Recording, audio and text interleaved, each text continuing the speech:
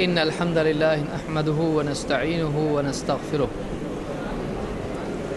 ونعوذ بالله من شرور أنفسنا ومن سيئات أعمالنا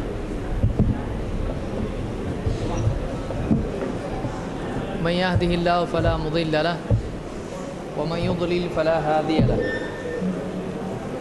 وأشهد أن لا إله إلا الله وحده لا شريك له وأشهد أن محمدًا عبده ورسوله أما بعد فإن خير الحديث كتاب الله وخير الهدي هدي محمد صلى الله عليه وسلم وشر الأمور محدثاتها وكل محدثة بدعة وكل بدعة ضلالة وكل ضلالة في النار۔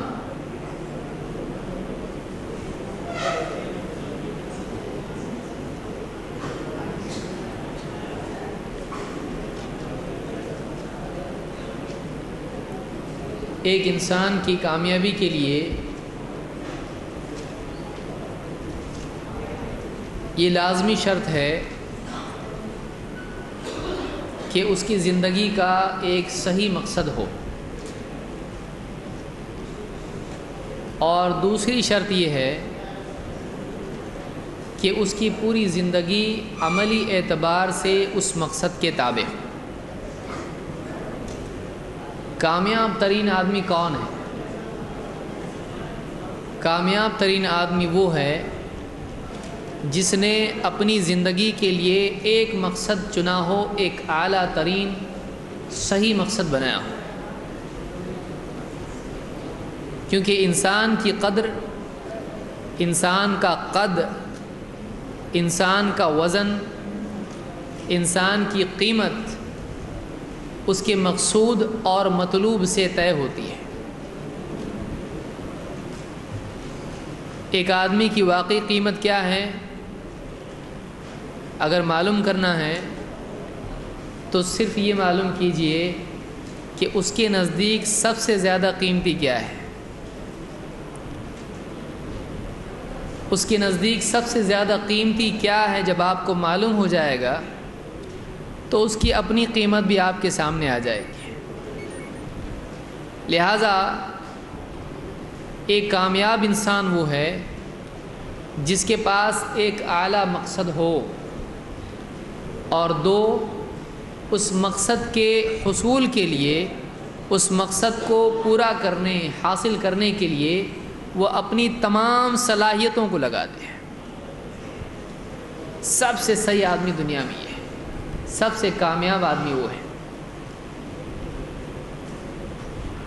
لہٰذا ہم یہاں پر ایک مقصد سے جمع ہوئے ہیں، ہماری صلاحیتیں بھی اس مقصد کے لیے لگنا چاہیے، اس میں خیانت نہیں ہونا چاہیے۔ ہمارا مقصد کیا ہے؟ اب ہر ایک کا اپنا اپنا مقصد ہوگا۔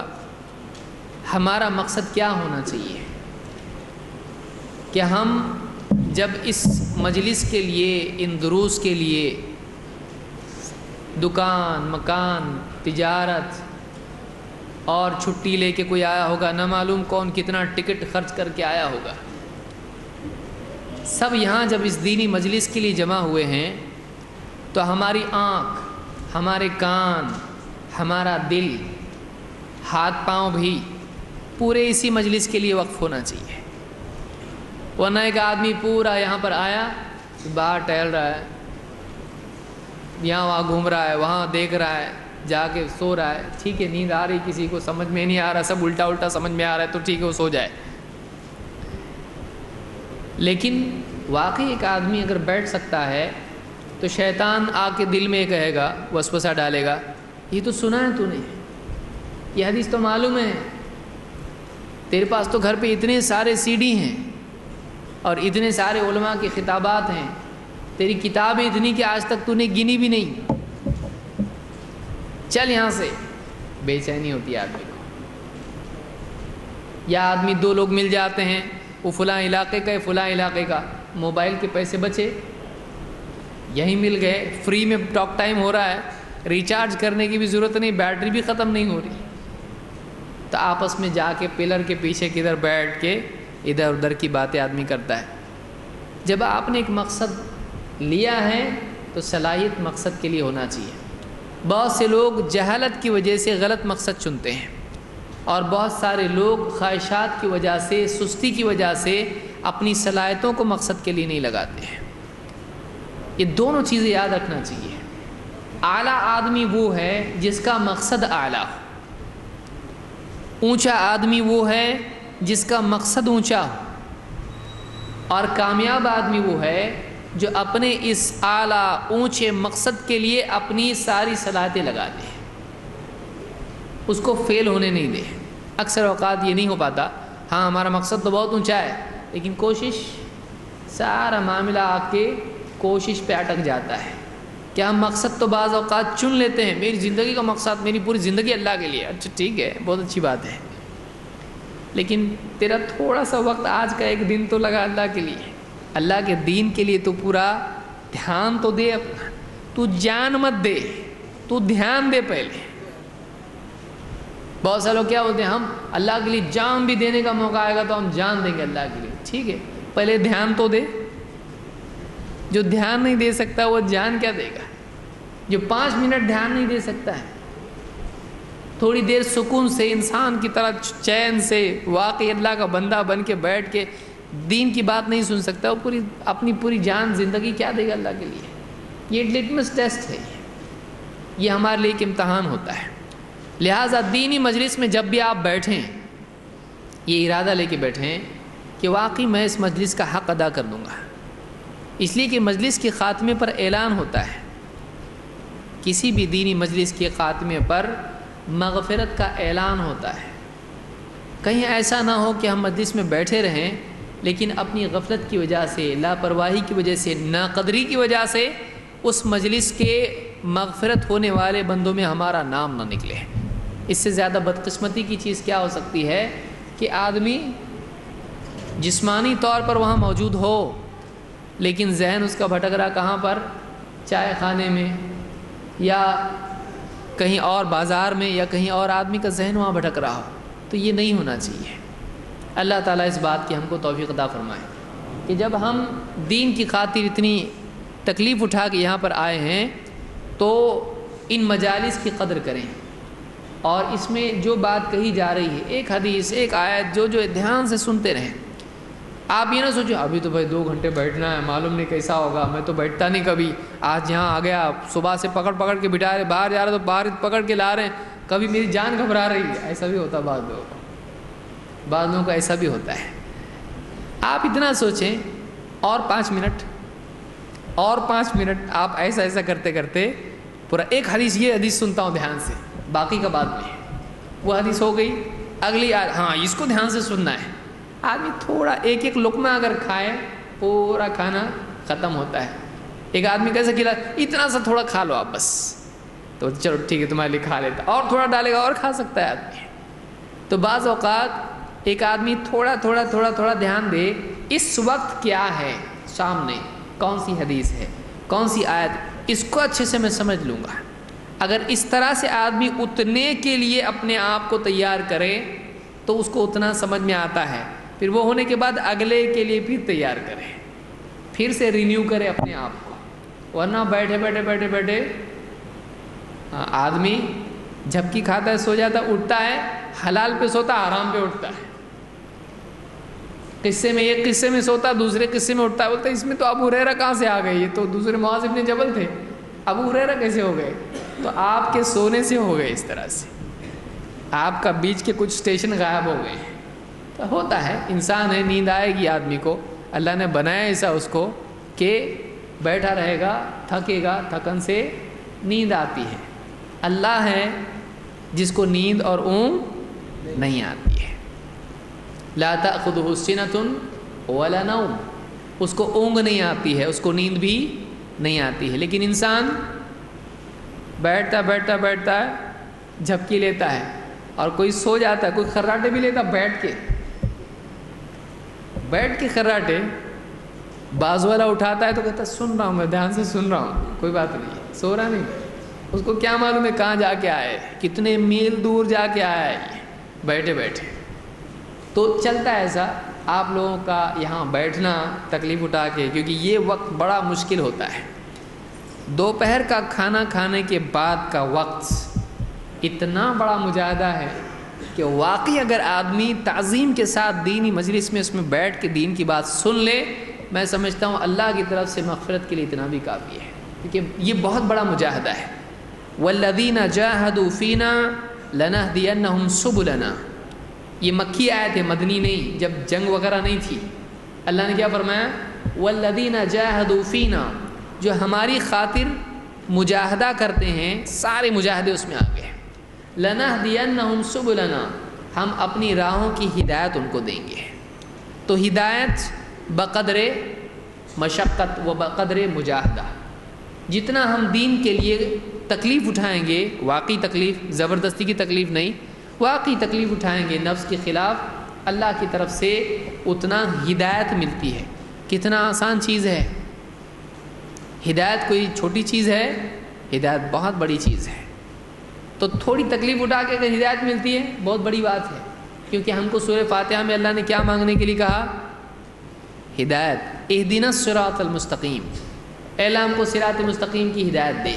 تو ہدایت وہ چیز ہے کہ جو ہر رکعت میں مانگنے کی چیز ہے، چاہے وہ فرض ہو یا نفل ہو، ہر رکعت میں مانگنے کی اگر کوئی چیز ہو سکتی تو کیا ہے؟ ہدایت۔ اور اللہ نے ہدایت کو کس کے ساتھ جوڑا ہے؟ مجاہدہ۔ ہم نفس کے خلاف لڑیں، ہدایت ملے گی۔ اسی لیے روزے کے بارے میں بھی کیا ہے؟ تقویٰ ملتا ہے آدمی کو جب روزہ رکھتا ہے آدمی۔ کیوں؟ روزہ بھی کیا ہے؟ نفس کے خلاف لڑنا ہے، اس سے آدمی کو تقویٰ ملتا ہے، اور تقویٰ سے ہدایت آسان ہوتی ہے۔ اس لیے اللہ نے کیا فرمایا؟ ھدی للمتقین، قرآن کس کے لیے ہدایت ہے؟ متقین کے لیے۔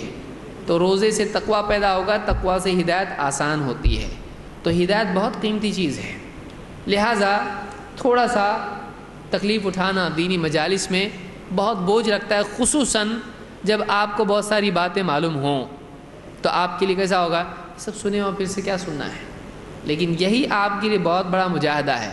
بعض اوقات جتنی باتیں ہم نے سنی ہیں ایک بھی بات ڈھنگ سے سمجھی ہوئی نہیں ہوتی ہے، واقعی اس کے معنی کیا ہیں نہیں معلوم ہوتے ہیں۔ یہ شیطان دھوکہ دیتا ہے، یہ سب تجھ کو معلوم ہے، نہیں معلوم ہوتا ہے۔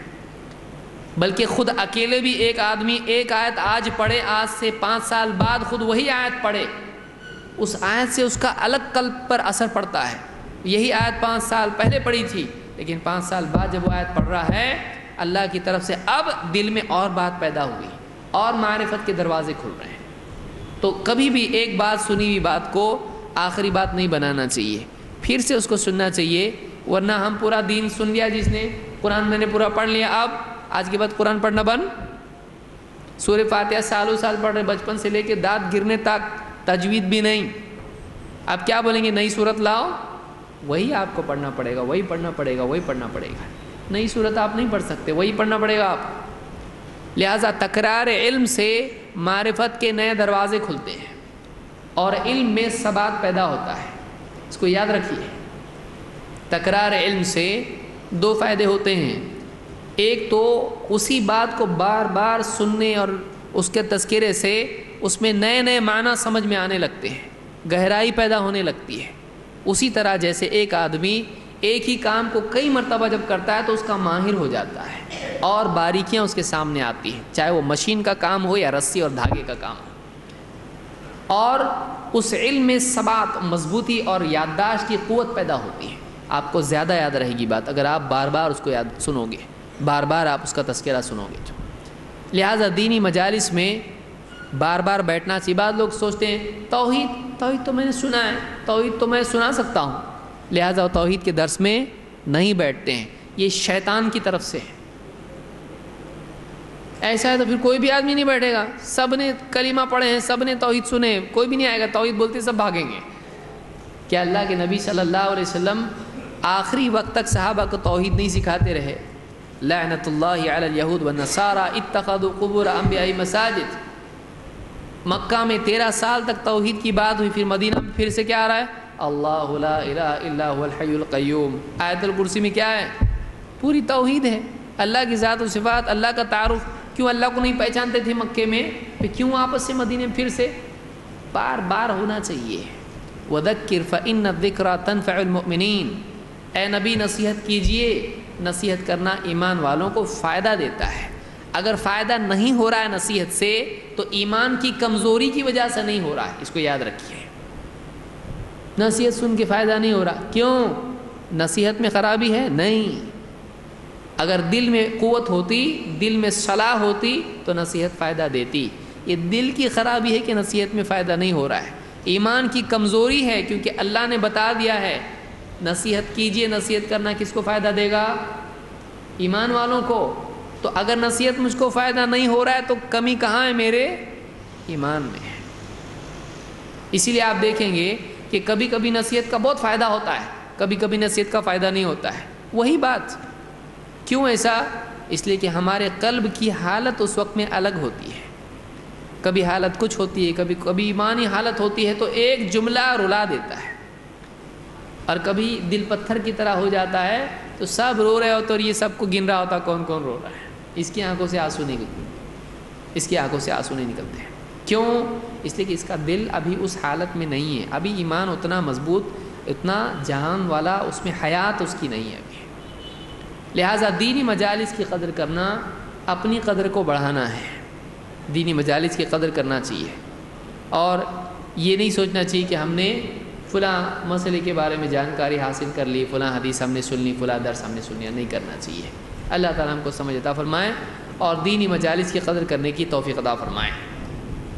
جو موضوع آج ہمارا ہے ایک بہت ہی اہم موضوع ہے. وہ کیا موضوع ہے؟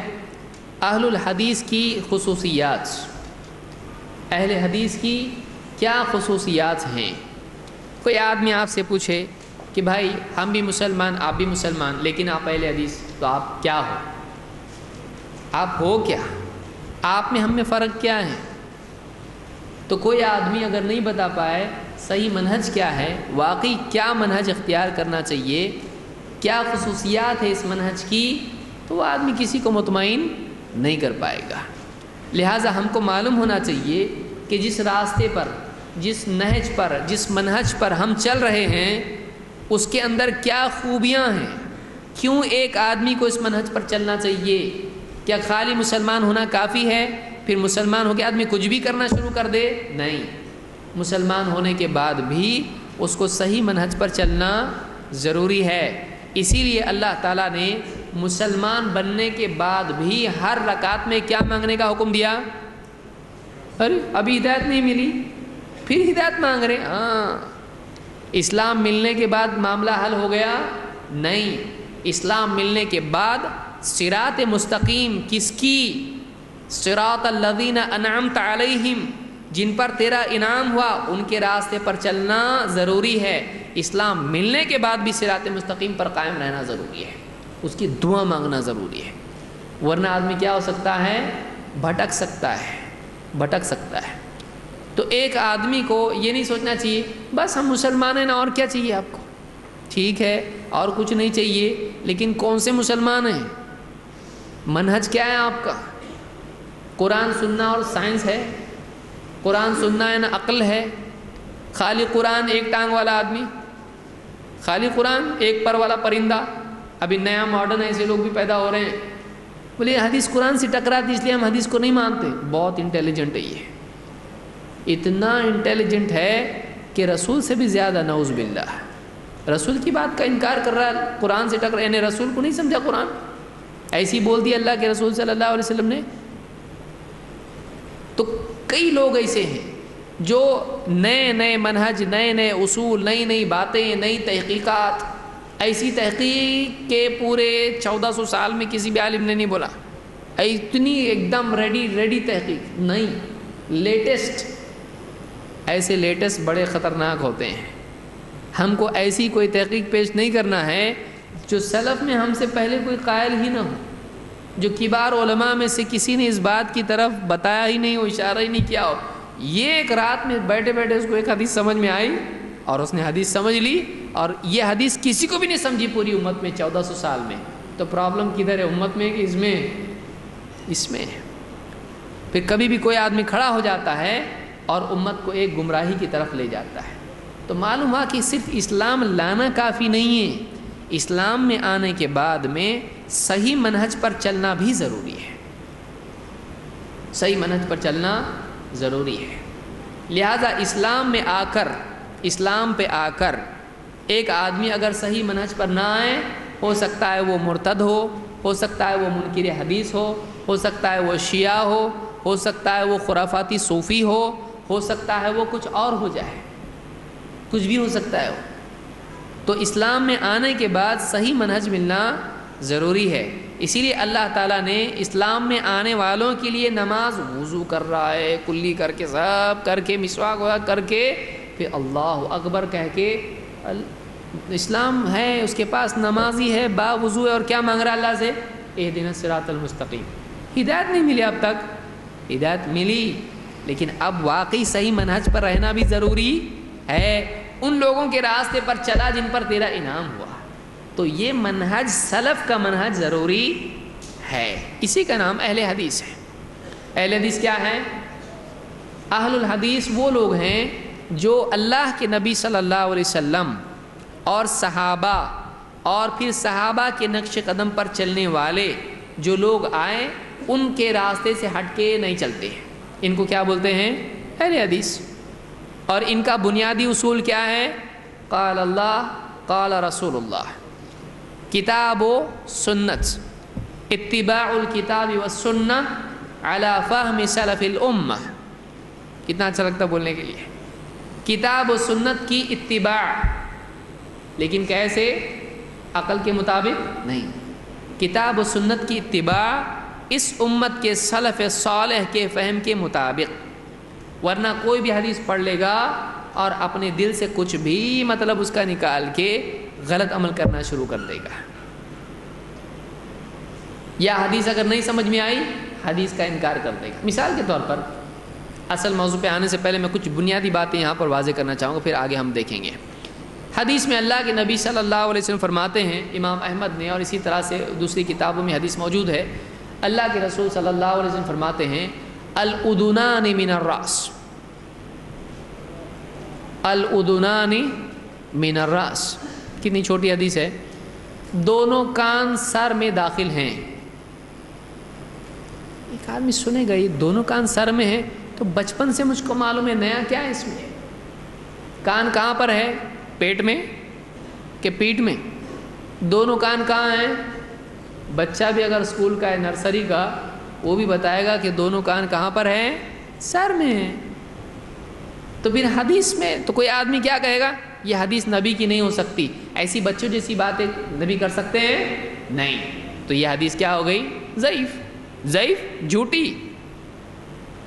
تو کوئی آدمی اپنی عقل سے اگر اس حدیث کو دیکھے، بہت ممکن ہے وہ اس کے سیاق کو نہ جاننے کی وجہ سے، اس کے پرسپیکٹو کو، اس کے بیک گراؤنڈ کو نہیں جاننے کی وجہ سے اس حدیث کا کیا کر سکتا ہے؟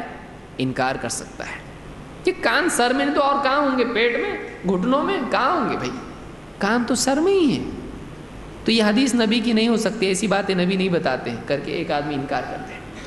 لیکن ایک آدمی جب علماء کا کلام اس سلسلے میں دیکھتا ہے تو اس کی سمجھ میں آتا، اچھا یہ جو حدیث ہے یہ وضو کے بارے میں آئی ہے۔ کان کس میں داخل ہیں؟ سر میں۔ سر کا کیا کرتے ہیں؟ دھوتے ہیں کہ مسح کرتے ہیں؟ مسح، دھوتے ہیں نا، مسح کرتے ہیں۔ تو سر کا وضو میں مسح کیا جاتا ہے، تو کان سر میں داخل ہیں تو کیا کیا جائے گا؟ دھوئیں گے کہ وضو میں اس کو مسح کریں گے؟ لہٰذا آپ کیا کرتے؟ مسح کرتے ہیں نا کہ دھوتے پورا پانی ڈال کے، اچھا نہیں، اس کا مسح کیا جاتا ہے۔ تو کان سر میں داخل ہیں کا مطلب یہاں پر جسمانی انیٹمی، فزیولوجی اس کے میننگ میں نہیں ہے، یہ کون سا پارٹ کہاں ہے میں نہیں ہے۔ شرعاً اس کا حکم کیا ہے؟ وضو میں سر کا حکم کیا ہے؟ مسح کرنا، وامسحوا برؤوسکم۔ کان کا حکم کیا ہوگا؟ اگر کان سر میں ہے تو اس کو بھی مسح کرنا پڑے گا۔ لہٰذا سر کا جب مسح کرتے ہیں تو پھر کان کا مسح کب کریں گے؟ کان کس میں داخل ہیں؟ سر میں۔ تو جب آپ سر کا مسح کرو گے تو کان کا بھی کیا کرو گے؟ مسح کرو۔ کتنے کان سر میں داخل ہیں؟ الاذنان، دونوں۔ تو ایک کا مسح چلے گا؟ نہیں، بولے ایک کا چلتا نا، نہیں، دونوں مسح کرنا پڑے گا کیونکہ دونوں کان سر میں داخل ہیں۔ تو حدیث اگر اس کا سیاق آپ کاٹ دو گے، کس بارے میں ہے آپ کو نہیں معلوم، اپنی عقل سے آدمی سمجھنے کی کوشش کرے، بہت ممکن ہے حدیث کو حقیر سمجھ کے اس کی تنقیص کر کے نبی کی شان کے خلاف سمجھ کے اس کا رد کر دے گا یا مذاق اس کو بنا لے گا انکار کے لیے۔ لیکن اگر واقعی اس کو صحیح سیاق میں دیکھا جائے تو پھر سمجھ میں آئے گا، اچھا حدیث میں دیکھو شرعی حکم بیان کیا گیا ہے۔ تو اہل حدیث کون ہیں؟ اہل حدیث وہ ہیں جو قرآن اور حدیث، قرآن اور سنت کی اتباع کرتے ہیں، لیکن قرآن اور سنت کے فہم کے لیے کس کی طرف دیکھتے ہیں؟ سلف کی طرف، سلف کی طرف۔ کیوں؟ اس لیے کہ اپنے طور پر سمجھنے میں بہت ساری غلطیاں آدمی کر سکتا ہے، اور کی لوگوں نے کیے کہ نہیں کیے؟ آپ بتائیے، معتزلہ ان کے پاس دلیل نہیں ہے، کس کی دلیل دیتے ہیں وہ؟ قرآن و حدیث کی۔ اسی طرح سے آپ دیکھو جہمیہ جو اللہ کی صفات کا انکار کرتے ہیں، کہاں سے دلیل دیتے ہیں؟ اللہ کو ہر جگہ بتاتے ہیں، کہاں سے دلیل دیتے ہیں؟ او معکم اینما کنتم، قرآن سے دلیل دے رہے ہیں۔ معتزلہ، جہمیہ، مرجئہ، قدریہ اور شیعہ، باطنیہ، صوفی، یہ وہ سب اول فول جتنے بھی ہیں، سب کے سب کہیں نہ کہیں سے دلیل لاتے ہیں، بلکہ بعض اوقات شرک کے لیے توحید کی کتاب سے دلیل دیتے ہیں۔ ایک صاحب نے کیا دلیل دی؟ کہا اللہ کے اولیاء سے مدد مانگ سکتے ہیں، مخلوق سے مدد لے سکتے ہیں۔ ایسا دلیل کیا ہے اس کی؟ قرآن میں اللہ نے فرمایا وَاسْتَعِينُوا بِالصَّبْرِ وَالصَّلَاةِ، وَاسْتَعِينُوا، مدد مانگو، کس سے؟ صبر سے اور نماز سے۔ صبر اور نماز سے مانگ سکتے، اللہ کے ولیوں سے کیوں نہیں مانگ سکتے؟ ابھی کیا اس کو کیا سمجھ میں آیا معلوم نہیں، لیکن آیا اس کی سمجھ میں، آیت ہے کہ نہیں ہے؟ وَاسْتَعِينُوا بِالصَّبْرِ وَالصَّلَاةِ، نماز سے اور صبر سے کس کی مدد مانگو؟ نماز اور صبر سے مدد چاہو۔ تو آیت پڑھ رہا ہے، اب اس نے اپنی عقل سے محض ترجمہ پڑھ لیا، اور ترجمہ پڑھ کے ایک غلط مفہوم قائم کر لیا۔ کسی نے کہا کہ دیکھو بھائی، بزرگان دین کی نیاز کر سکتے ہیں، یہ شرک نہیں ہے، ان کے نام کی نیاز کر سکتے ہیں۔ دلیل کیا ہے؟ دلیل بچے کو یاد ہے، قُلْ هُوَ اللَّهُ أَحَدٌ اللَّهُ الصَّمَدُ، کہو اللہ ایک ہے، اللہ بے نیاز ہے۔ نیاز اللہ کی ہوتی ہی نہیں، نیاز تو غیر اللہ کی ہوتی ہے۔ لیجئے ابھی دلیل قرآن سے۔ ہاں نہیں تو کبھی ہم بھی نہیں سوچے ایسا ہو جائے گا۔ اللہ بے نیاز ہے، یعنی نیاز اللہ کی تو ہوتی ہی نہیں ہے۔ نیاز کس کی ہوتی ہے؟ اللہ کے سوا کی ہوتی ہے۔ تو ہم بزرگوں کی نیاز کرتے کیا غلط کرتے؟ اللہ تو اللہ کو کیا ضرورت تھی نیاز کی؟ اب اس نے نیاز کا وہ میننگ لیا، ترجمے میں پڑھ لیا اس نے۔ آپ سوچئے اگر ایک آدمی کو ایسے چھوڑ دیا جائے بغیر رہبر کے، کیا گل کھلائے گا، اور کتنے مجتہد امت کی برکت ہو جائے گی اس دور میں، اس صدی میں، اور ہو رہی ہے۔ نئے محققین پیدا ہو رہے ہیں جو کبھی کچھ بول رہے ہیں، کبھی کچھ بول رہے ہیں، تفصیل میں نہیں جاؤں گا۔ نئی تحقیقات آ رہی ہیں، ایسی تحقیقات جو سلف اگر سنیں تو رونگٹے کھڑے ہو جائیں ان لوگوں کے، یہ کہاں سے لایا یہ؟ اسلام کا اس کا دور کا بھی رشتہ نہیں ہے۔ لہٰذا قرآن و سنت کے فہم کے لیے یہ دیکھنا ضروری کہ واقعی سلف کا منہج اس کے فہم میں کیا ہے۔ یہ ہماری دعوت ہے۔ تو اہل حدیث کی خصوصیات کیا ہیں؟ آئیے ہم دیکھتے ہیں کہ اہل حدیث کن کن چیزوں پر زور دیتے ہیں، اور اہل حدیث کے نزدیک خاص چیزیں کیا ہیں، کیا بنیادی چیزیں ہیں، کیا ضروری چیزیں ہیں، کیا ان کی نمایاں اوصاف ان کے ہیں۔ ایک ایک کر کے ہم یہ چیزیں دیکھنے کی کوشش کریں گے۔ نمبر 1، اہل حدیث کی یہاں پر سب سے امپورٹنٹ اور سب سے زیادہ زور 2 چیزوں پر ہے۔ وہ کیا ہیں؟ توحید اور اتباع سنت۔ لہذا آپ کو عام طور سے علماء کی خطابات اہل حدیث کے توحید کے درس، شرک کے خلاف درس، اتباع سنت پر درس، بدعات کے خلاف درس سب سے زیادہ اگر ملیں گے تو اہل حدیث کے ملیں گے۔ اور بہت ساری دوسری جماعتیں ہیں، آپ ان کو پوچھئے شرک کے خلاف کتنے بیان ہوئے آپ کے، بتاؤ ذرا ہم کو لا کے دو CD ایک، بہت مشکل سے اس کو ڈھونڈنا پڑے گا کون سا عالم ہے، کون سا بیان اس کا ہے، بہت سوچے، ہاں یاد آیا۔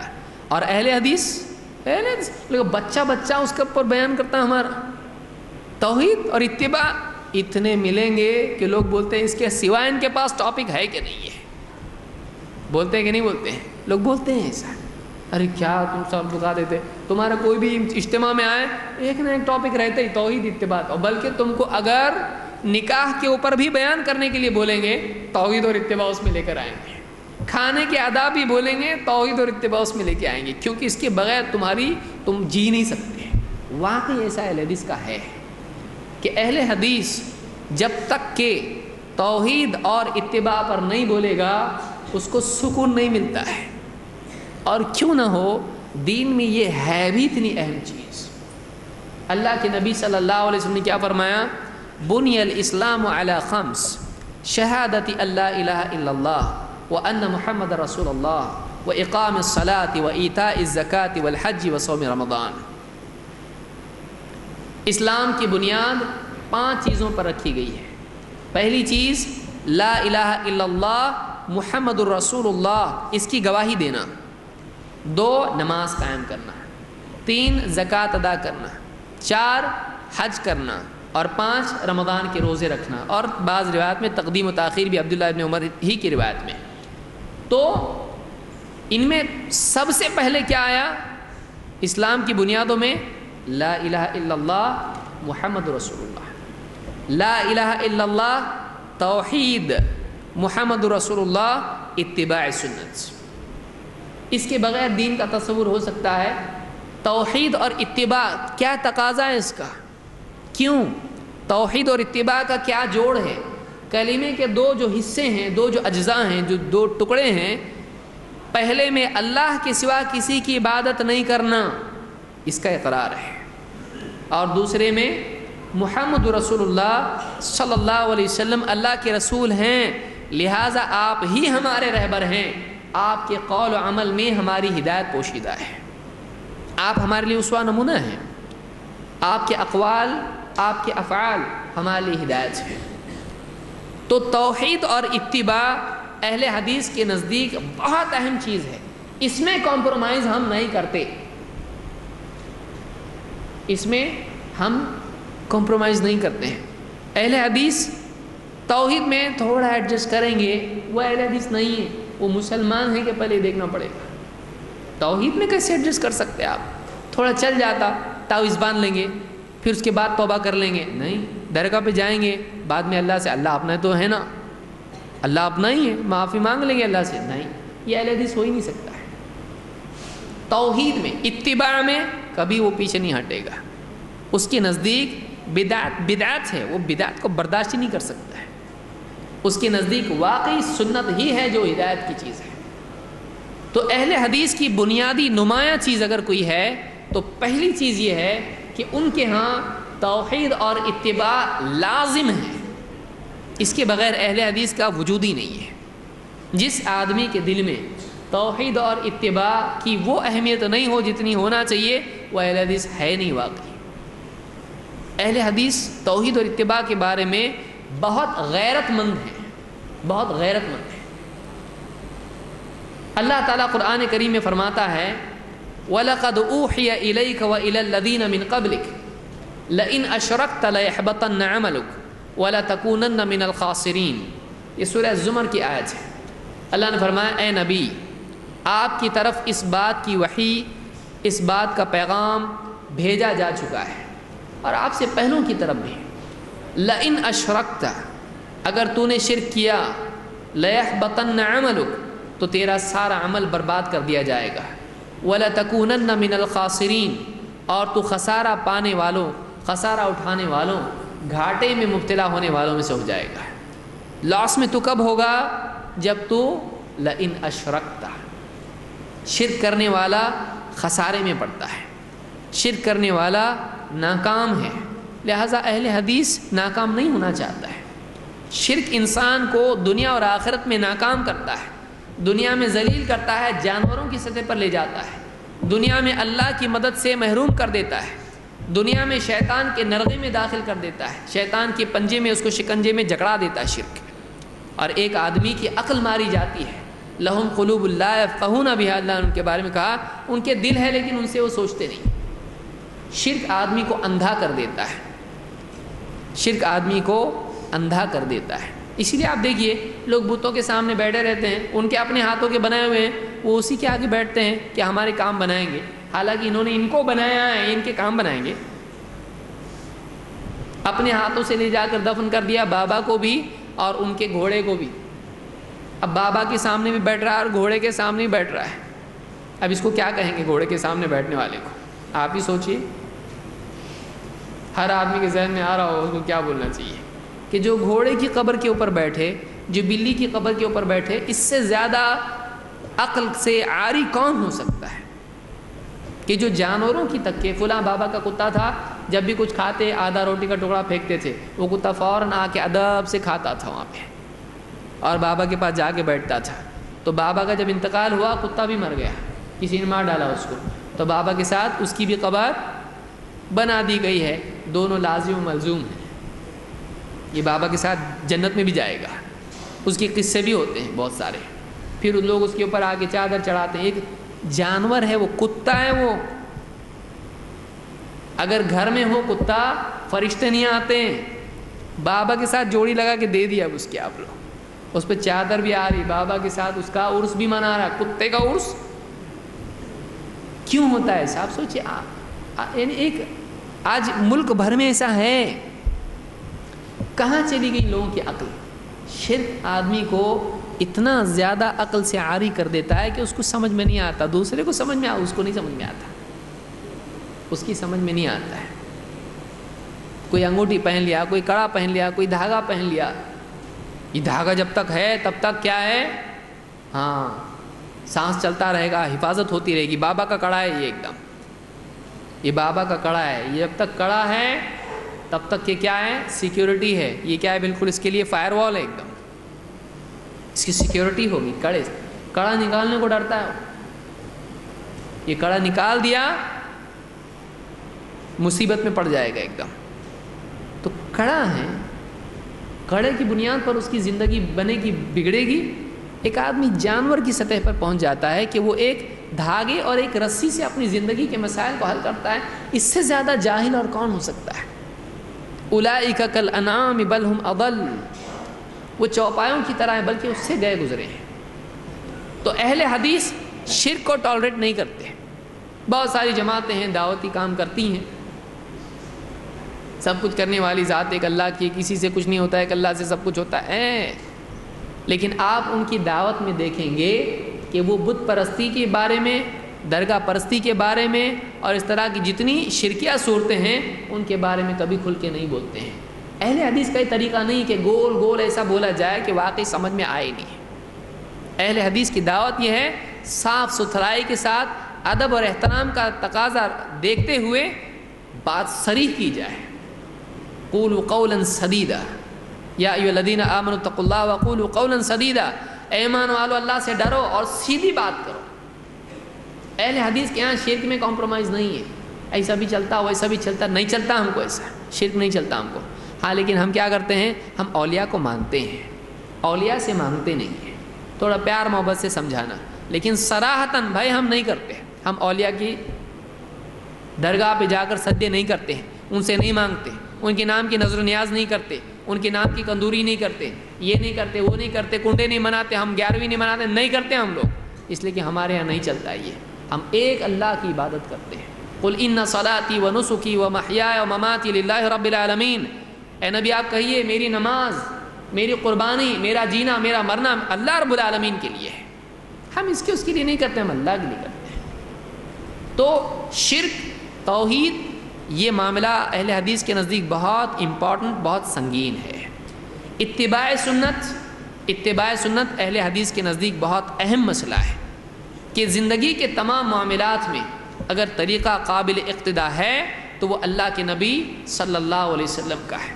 پھر فلاں عالم کا یہ فتویٰ ہے، فلاں نے بابا یوں فرماتے ہیں، ہمارے باپ دادا تو ایسے کرتے تھے، سب اپنی جگہ ٹھیک ہوں گے. نبی سے بڑھ کے کوئی نہیں.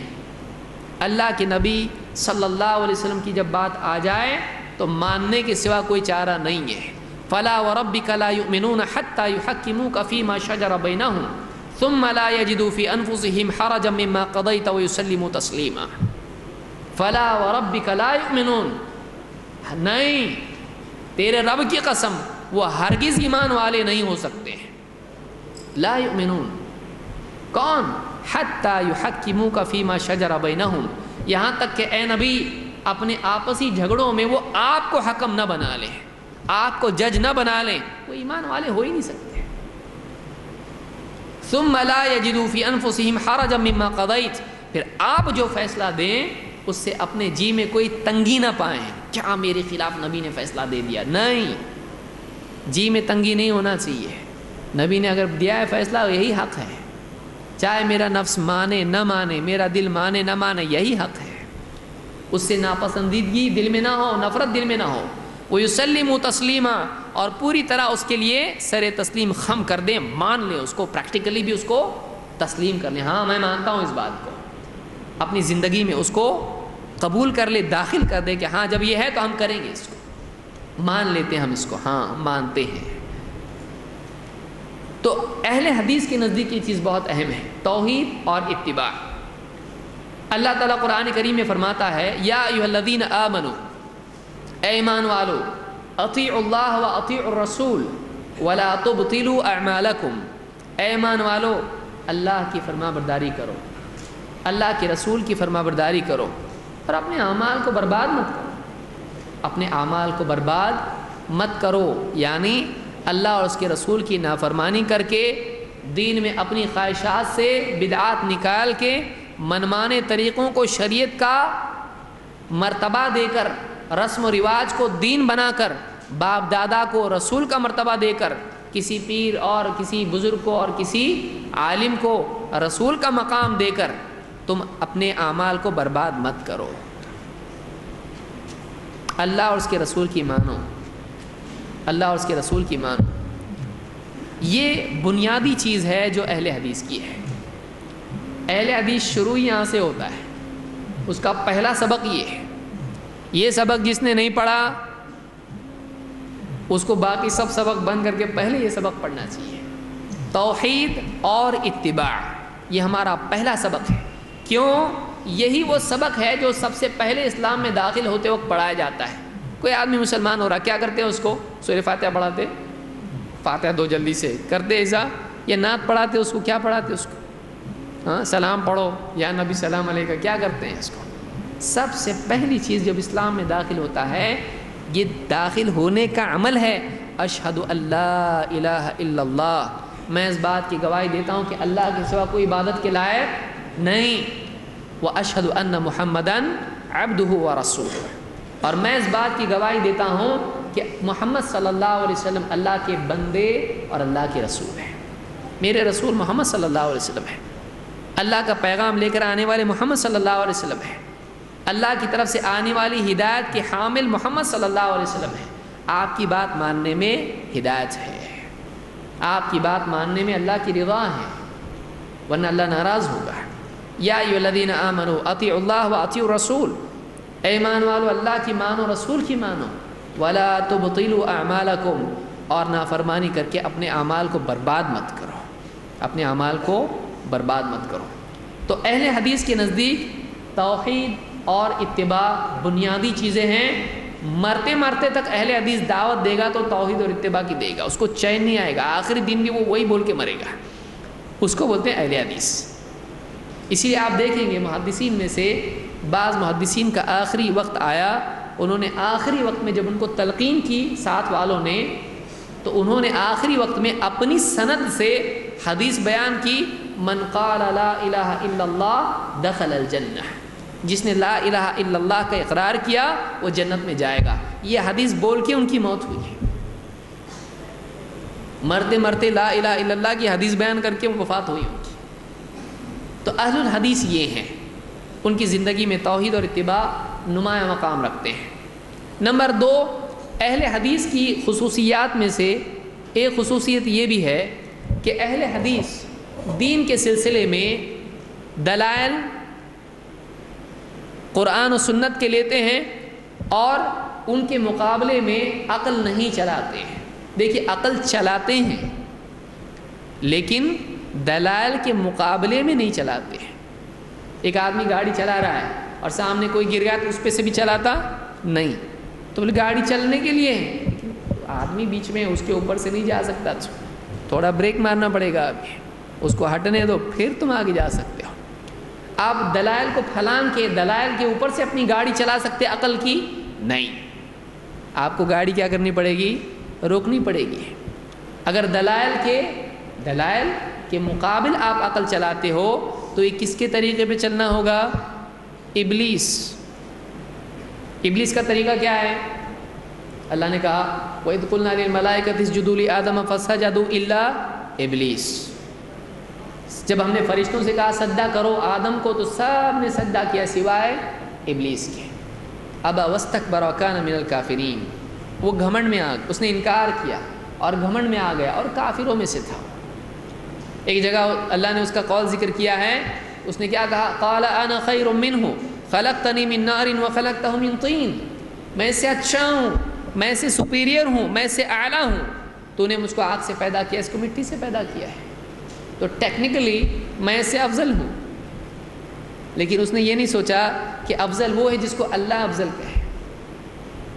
ان اکرمکم عند اللہ اتقاکم، اللہ کے نزدیک فضیلت تقوی کی بنیاد پر ہوتی ہے، رنگ و نسل کی بنیاد پر نہیں، ڈگری کی بنیاد پر نہیں، مال و دولت کی بنیاد پر نہیں، خوبصورتی کی بنیاد پر نہیں۔ عقل الگ چیز ہے۔ کبھی عقل نصوص سے ٹکراتی، دلیلوں سے ٹکراتی ہے، پھر کیا کریں؟ کس کو پھینکیں، کس کو چھوڑیں؟ عقل سے اگر قرآن و سنت کی بات ٹکرا رہی ہے تو عقل میں کمی ہوتی ہے۔ کبھی آپ کے بیٹے کو بھی آپ کی بات سمجھ میں نہیں آتی تو کس کی عقل خراب ہے؟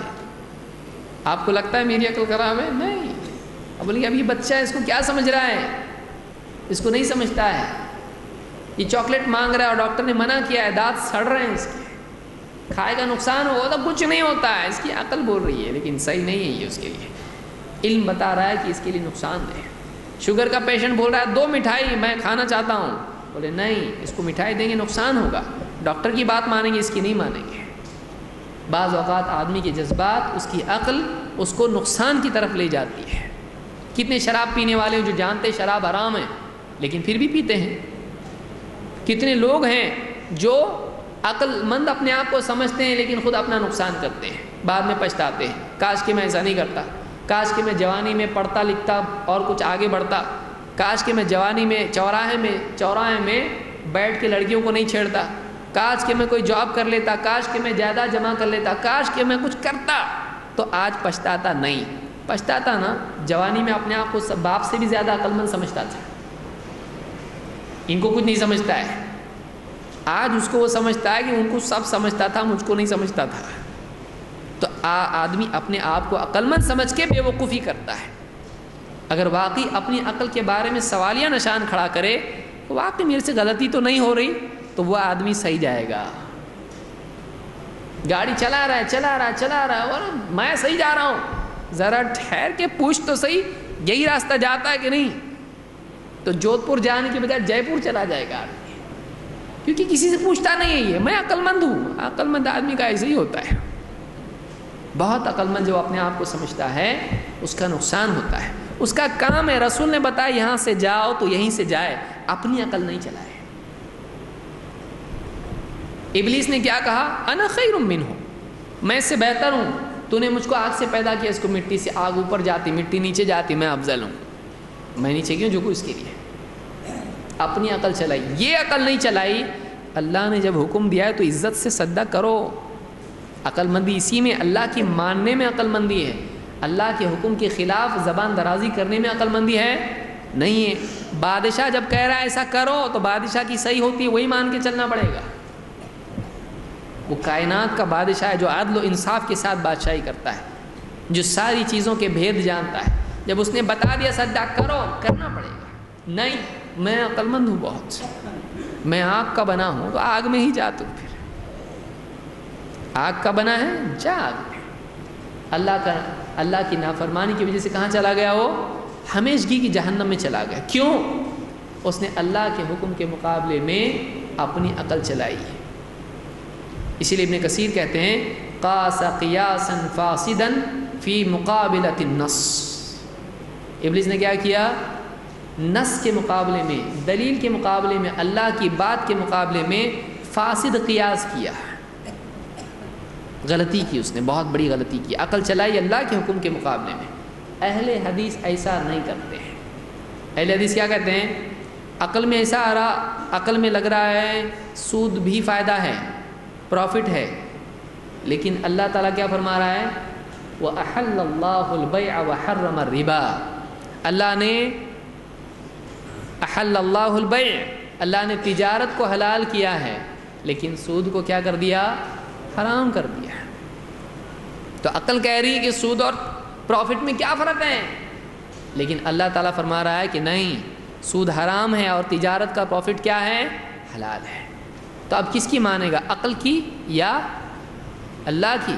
اللہ کی ماننا پڑے گی۔ یہ اہل حدیث ہے، یہ اہل حدیث ہے کہ دلائل کے مقابلے میں اپنی عقل استعمال نہیں کرتا ہے۔ اہل حدیث دلائل کے سمجھنے کے لیے عقل استعمال کرتا ہے، دلائل کے سمجھنے کے لیے عقل استعمال کرتا ہے۔ عقل استعمال کرنا ہے لیکن دلائل کے مقابلے میں نہیں، اللہ اور اس کے رسول کی بات کے رد کرنے کے لیے نہیں، بلکہ اس کو سمجھنے کے لیے، اس کے صحیح فہم کے لیے۔ جیسے دیکھیے اللہ تعالیٰ نے فرمایا وَيَسْأَلُونَكَ عَنِ الرُّوحِ، لوگ آپ سے اے نبی روح کے بارے میں پوچھتے ہیں، قُلِ الرُّوحُ مِنْ أَمْرِ رَبِّي، آپ کہیے روح میرے رب کے حکم سے ہے، وَمَا أُوتِيتُم مِّنَ الْعِلْمِ إِلَّا قَلِيلًا، اور تمہیں علم بہت تھوڑا دیا گیا ہے، تمہیں علم بہت تھوڑا دیا گیا ہے، یعنی تم کو سارا علم ہے نہیں ہے۔ ہم کو سب کچھ معلوم ہے نہیں، کوئی ہے ایسا جو علم صاحب معلوم ہے مجھ کو، ہم کو اپنے بارے میں نہیں معلوم ہے۔ ایسا کیسا ہوتا؟ ہم کو اپنے بارے میں نہیں معلوم ہے۔ ہم کو خواب کیوں آتے ہیں؟ ابھی سوچے گا کیوں؟ سائنسدانوں کے پاس جواب نہیں ہے۔ ابھی ریسنٹلی ایک آرٹیکل آیا تھا، اب تک سائنسدانوں کو معلوم نہیں خواب کیوں آتا۔ اس کے لیے بھی 3-4 تھیوری ہیں، ہو سکتا ایسا ہو سکتا ہو ایسا۔ ارے اتنے زمانے سے آپ سو رہے ہیں، کب جاگیں گے آپ؟ اب تک آپ کے پاس اس کا جواب نہیں، خواب کیوں آتا؟ جواب ہی نہیں ہے۔ یہ ایک مثال میں بیان کر رہا ہوں، ایسی کئی مثالیں ہیں، نہیں معلوم سائنسدانوں کو۔ اتنی موٹی بات ہے، سوتا آدمی خواب دیکھتا واپس جاگتا، لیکن خواب کیوں آتا نہیں معلوم۔ خواب میں ہمیشہ ہم ہی کیوں ہوتے ہیں؟ آپ نے کبھی کوئی ایسا خواب دیکھا جس میں آپ نہیں تھے؟ ہمیشہ رہتے آپ اپنے خواب میں، کیوں ایسا کیوں؟ کیا ہر خواب میں آپ رہتے؟ ایسا کیوں؟ ایسا خواب نہیں دیکھتے آپ کیا آپ نہیں تھے اس کے اندر؟ ایسا کیوں؟ نہیں جواب اس کا کوئی۔ ایسے کئی سوالات ہیں۔ روح کیا ہوتی ہے؟ آدمی مرتا ہے تو اس میں سے کیا کم ہوتا ہے؟ کیا چیز اس میں سے نکل جاتی ہے کہ وہ مر جاتا ہے؟ ورنہ ہڈی وہی، پسلی وہی، گوشت وہی، آنکھیں ویسی، سب کچھ ہے، خون بھی جسم میں باقی ہے۔ کیا کم ہوا؟ وزن کرو اس کا، کیا کم ہوا؟ یہ حرکت ہی نہیں کر رہا ہے، کیوں؟ کیا تھا وہ جو اس کے اندر سے نکلا؟ نہیں معلوم، کیونکہ وہ روح کو مانتے نہیں۔ تو روح نہیں تو پھر کیا ہے؟ وہ کیمیکل ریاکشن ہو رہے تھے، وہ رک گئے۔ باڈی میں کیمیکل ریاکشنز ہو رہے تھے، وہ لائف تھی۔ لائف کیا ہے؟ سائنسدان سے پوچھئے حیات کیا ہے؟ نہیں معلوم۔ ابھی کیا معلوم تم کو؟ کیا معلوم تم کو؟ کیوں ہم دنیا میں ہیں؟ دنیا میں سب ہمارے فائدے کا کیوں ہے؟ بھوک لگتی کھانا ہے، پیاس لگتی پانی ہے، لباس کے لیے سب کچھ ہے، یہ ہے وہ ہے، سب ہے۔ چلنے کے لیے 2 پاؤں ہیں، ایک ہی نہیں ہے، 2 ہیں، اور 2 ہاتھ ہیں، کھانے پینے کے لیے انگلیاں ہیں، دانت برابر وقت پر آتے ہیں، آنکھیں ہیں، کان ہیں سننے کے لیے، بات کرنے کے لیے زبان ہے، دل دھڑکتا ہے، پوچھ کے نہیں دھڑکتا ہے، خود سے دھڑکتا ہے، پھیپھڑے، اتڑیاں، وجڑیاں، اور اندر سب تلی، گردے سب، اور عقل اور دماغ سب خود سے کام کرتے ہیں، خون اپنے آپ بہتا ہے، پوچھتا نہیں ہے بہو کہ نہیں۔ کیوں ایسا؟ نہیں معلوم، ایسا ہی ہے یہ۔ کیا پھر جواب ہے آپ کے پاس؟ عقل سے جواب ملے گا اس کا؟ نہیں، اس کا جواب اللہ دیتا ہے۔ وما خلقت الجن والانس الا لیعبدون الذی خلق الموت والحیات لیبلوکم ایکم احسن عملا. اس نے موت اور زندگی کو پیدا کیا تاکہ تم کو جانچیں کہ تم میں اعمال میں کون بہتر ہے. عقل سارے سوالات کا جواب نہیں دے سکتی. بہت اہم ترین سوالات زندگی کے ہیں، عقل جواب نہیں دیتی اس کا. آپ بتائیے کہ آنسو کیوں آتے، کیوں روتا آدمی؟ رونا کیا ہے پہلے یہ سمجھاؤ. آپ بیٹھ کے، آپ مجھ کو مت سمجھاؤ، آپ گھر میں اپنے آپ کو جا کے بیٹھو. رونا کیا ہے؟ آدمی کتنا بیوقوف کی طرح روتا ہے آدمی. کیا ہے کیا یہ رونا؟ نہیں سمجھا پائے گا اس کو. کیا ہوتا ہے آدمی کو؟ خوشی کس کو کہتے ہیں، غم کس کو کہتے ہیں، کیا ہے یہ؟ کیوں آدمی ہنستا ہے؟ ہنسی کیا ہے؟ آدمی کے پاس عقلی جواب ان کا نہیں ہوگا جو بیسک کویشچن زندگی کے ہیں. کہاں سے آیا، کہاں جانا ہے، کیا زندگی کا مقصد ہے. چڑیا کا مقصد ہے گھونسلہ بنانا، شہد کی مکھی کا مقصد ہے چھتا بنانا، مچھلیوں کا مقصد ہے، جھینگر کا مقصد ہے، مچھر کا مقصد ہے مکھی کام کری برابر، چاہے شہد کی ہو یا بے شہد کی. میری زندگی کا مقصد کیا ہے؟ میں کون ہوں؟ مجھ کو کیوں دنیا میں اللہ نے ڈالا؟ میں یہاں کیوں ہوں؟ میری زندگی کا مقصد کیا ہے؟ سائنس جواب دیتا ہے، عقل جواب دیتی ہے. تو عقل اس کا ایک فائدہ ہے، وہ ایک انسٹرومنٹ ہے، وہ گائیڈ نہیں ہے، وہ جج نہیں ہے. اس کا اپنا ایک فائدہ ہے، اس کو استعمال کرنا چاہیے. لہذا قرآن و سنت اور عقل، ہم یہ کرتے ہیں قرآن و سنت کو سمجھنے کے لیے عقل استعمال کرتے ہیں. قرآن و سنت کو عقل کی بنیاد پر رد نہیں کرتے. یاد ہی سمجھ میں نہیں آئی، رد. یاد سمجھ میں نہیں آ رہی، شک. انڈر لائن کرو اس کو ریڈ پین سے. نہیں سمجھ میں آ رہی، آج کچھ تو ڈاؤٹ فل ہے. ہم ایسا نہیں کرتے ہیں. اگر ہم کو قرآن و سنت کی بات معلوم ہو جائے، یہ اللہ کی بات ہے، یہ رسول کی بات ہے، پھر نہیں سمجھ میں آ رہی، قصور کہاں ہے؟ میری عقل میں ہے.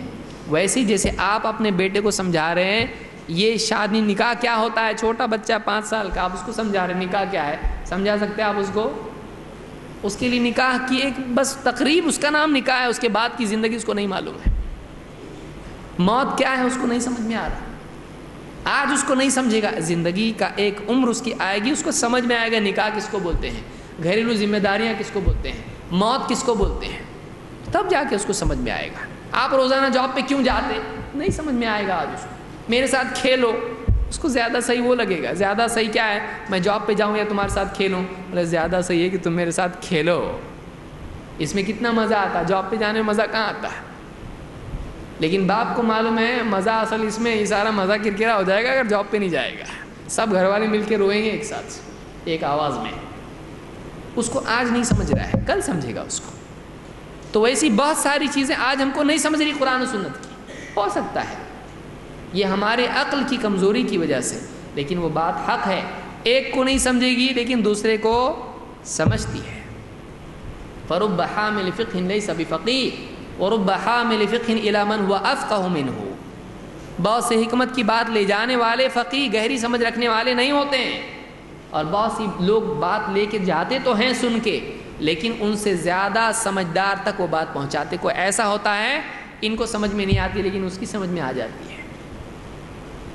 لہٰذا اہل حدیث کا یہ عقیدہ ہے کہ اللہ اور اس کے رسول کی بات ہمیشہ حق ہوتی ہے اگر ثابت ہو تو. یہ بھی نہیں کہ آنکھ بن کر کے سب حدیثیں ماننا شروع کر دیا. کوئی حدیث ضعیف نہیں، سب ضعیف بھی صحیح، صحیح بھی صحیح، سب صحیح نہیں. واقعی رسول کی بات ہے اور پھر عقل میں نہیں آ رہی تو ہم اس کو مانتے ہیں. انتظار کریں گے ہماری عقل کھلنے کا، ہماری عقل کے کھلنے کا، بالغ ہونے کا انتظار کریں گے ہم. جب تک عقل بالغ نہیں ہوتی چپ بیٹھیں گے. جب بالغ ہوگی تو پھر ساری باتیں سمجھ میں آ جائیں گی. ایک انٹلیکچوئل پیوبرٹی بھی ہوتی ہے، ایک عمر کے بعد ہی بہت ساری باتیں سمجھ میں آتی، ورنہ بچہ ہی رہتا ہے آدمی. بہرحال ابن قیم رحمۃ اللہ علیہ فرماتے ہیں، اپنا القصیدہ النونیہ ان کی کتاب ہے جس میں اشعار میں انہوں نے بہت سی حکمت کی باتیں، عقیدے، اصول بیان کیے شعر میں تاکہ یاد کرنا آسان ہو جائے.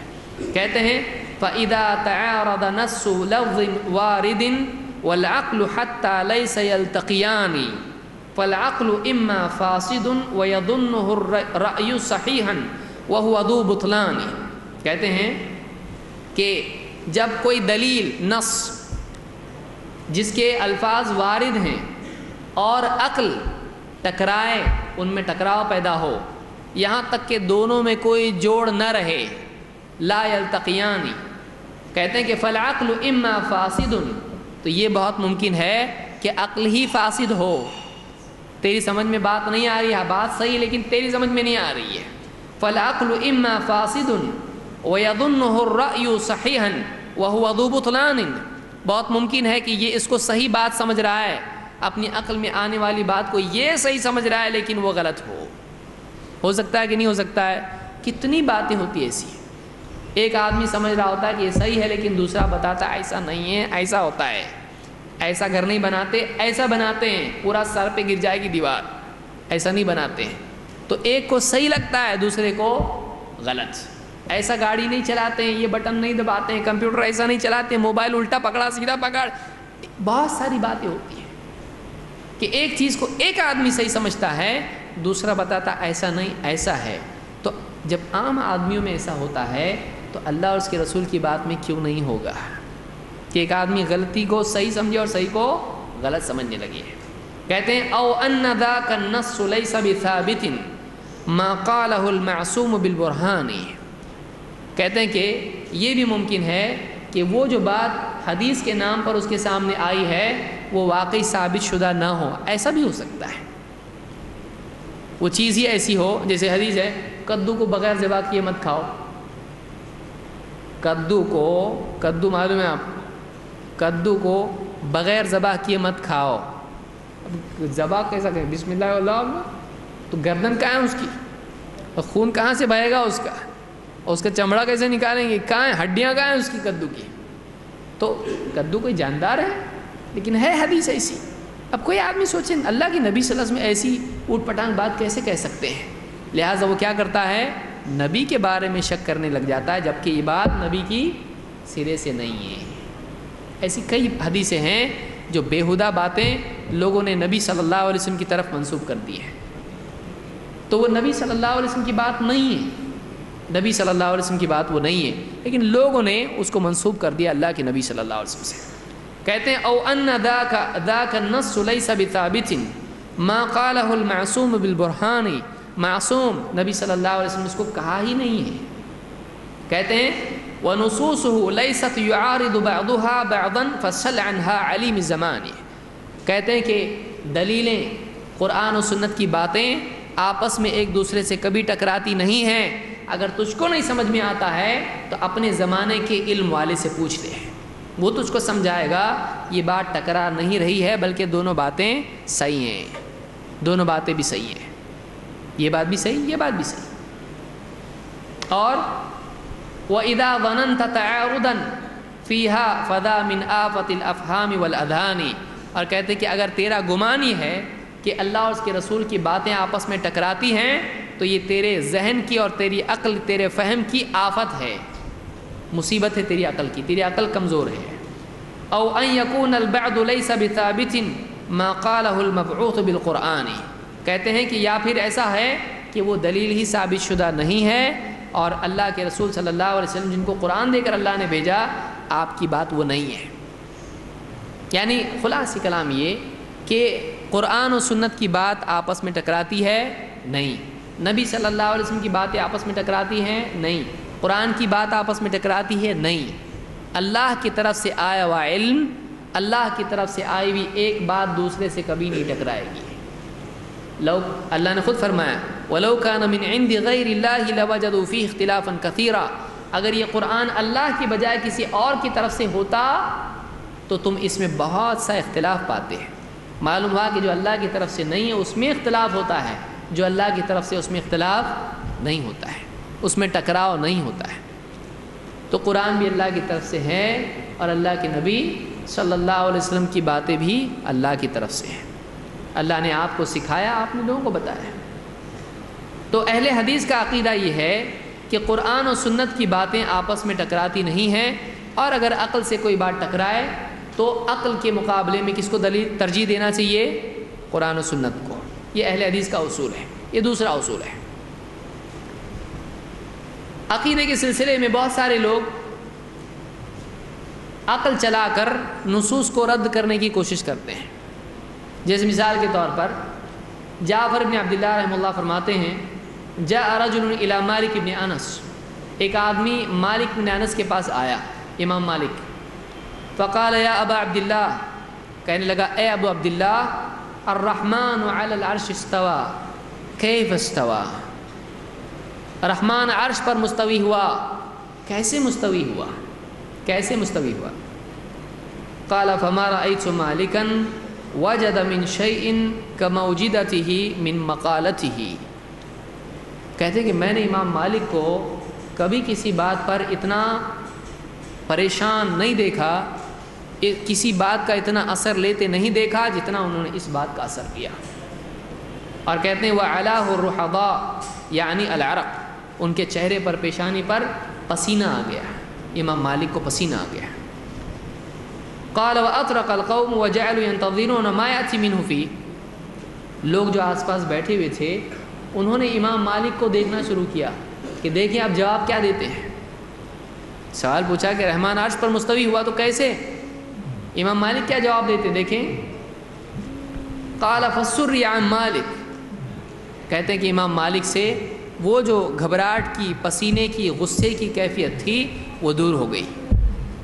فَسُرِّ عَنْ ذَلِكَ فقال الکیف غیر معقول والاستواء منه غیر مجهول والایمان به واجب والسؤال عنه بدعة فإني أخاف أن تكون ضالا وأمر به فأخرج۔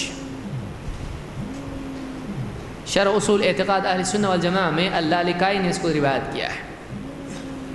امام مالک نے کیا جواب دیا؟ اس نے پوچھا، سوال کیا تھا؟ اللہ تعالیٰ عرش پر مستوی ہے کیسے؟ امام مالک نے جواب دیا کہ الکیف غیر معقول، اللہ کے عرش پر مستوی ہونے کی کیفیت عقل میں نہیں آ سکتی ہے۔ والاستواء منہ غیر مجہول، اور اللہ کا عرش پر مستوی ہونا ایک غیر معلوم چیز نہیں ہے، ہم کو معلوم ہے اللہ عرش پر ہے۔ اور نمبر 3 والایمان بہ واجب، اس بات پر، اس خبر پر کہ اللہ عرش پر مستوی ہے ایمان لانا لازم ہے۔ والسؤال عنہ بدعہ، اور اس کے بارے میں باریک باریک سوال پوچھنا بدعت ہے۔ استوا کے بارے میں باریکیاں اور سوالات اور کھود کرید کرنا کیا ہے؟ بدعت ہے، کیونکہ نہ نبی نے کیا نہ صحابہ نے کیا۔ فإنی اخاف ان تکون ضالا، اور میں ڈرتا ہوں کہ کہیں تم گمراہ نہ ہو جاؤ، مجھے ڈر ہے کہ شاید تم گمراہ ہی ہو۔ فأمر به فأخرج، حکم دیا امام مالک نے، نکالو اس کو مسجد سے باہر، اس کو مسجد سے باہر نکالو، یہ گمراہ آدمی ہے، اللہ کے بارے میں ایسے سوال پوچھتا ہے، نکالو اس کو مسجد سے۔ تو اس روایت سے معلوم ہوا کہ سلف اللہ کی صفات کے بارے میں عقلی بحثیں کرنا پسند نہیں کرتے تھے، دلائل کے مقابلے میں عقلی بحثیں کرنا پسند نہیں کرتے تھے، لہٰذا عقل استعمال کرنا چاہیے۔ عقل کا صحیح استعمال یہ ہے کہ اس کو کتاب و سنت کے تابع کیا جائے۔ اگر آپ کتاب و سنت کو عقل کے تابع کر دو گے تو معاملہ گڑبڑ ہو جائے گا، معاملہ گڑبڑ ہو جائے گا۔ بہرحال تیسری چیز کیا ہے؟ اہل حدیث کی خصوصیات میں سے تیسری چیز یہ ہے کہ اہل حدیث قصوں، الہامات، منامات سے استدلال نہیں کرتے ہیں۔ فلاں بزرگ، جسے میں نے بتایا فلاں بزرگ ایسے تھے کہ جو بیٹھتے تھے تو الا اللہ الا اللہ الا اللہ الا اللہ ایسا کرتے تھے، ایسا جب کرتے تھے تو ان کے پورے جسم سے نور نکلتا تھا۔ تو اب کوئی آدمی بس میں نے اپنی آنکھوں سے دیکھا نور،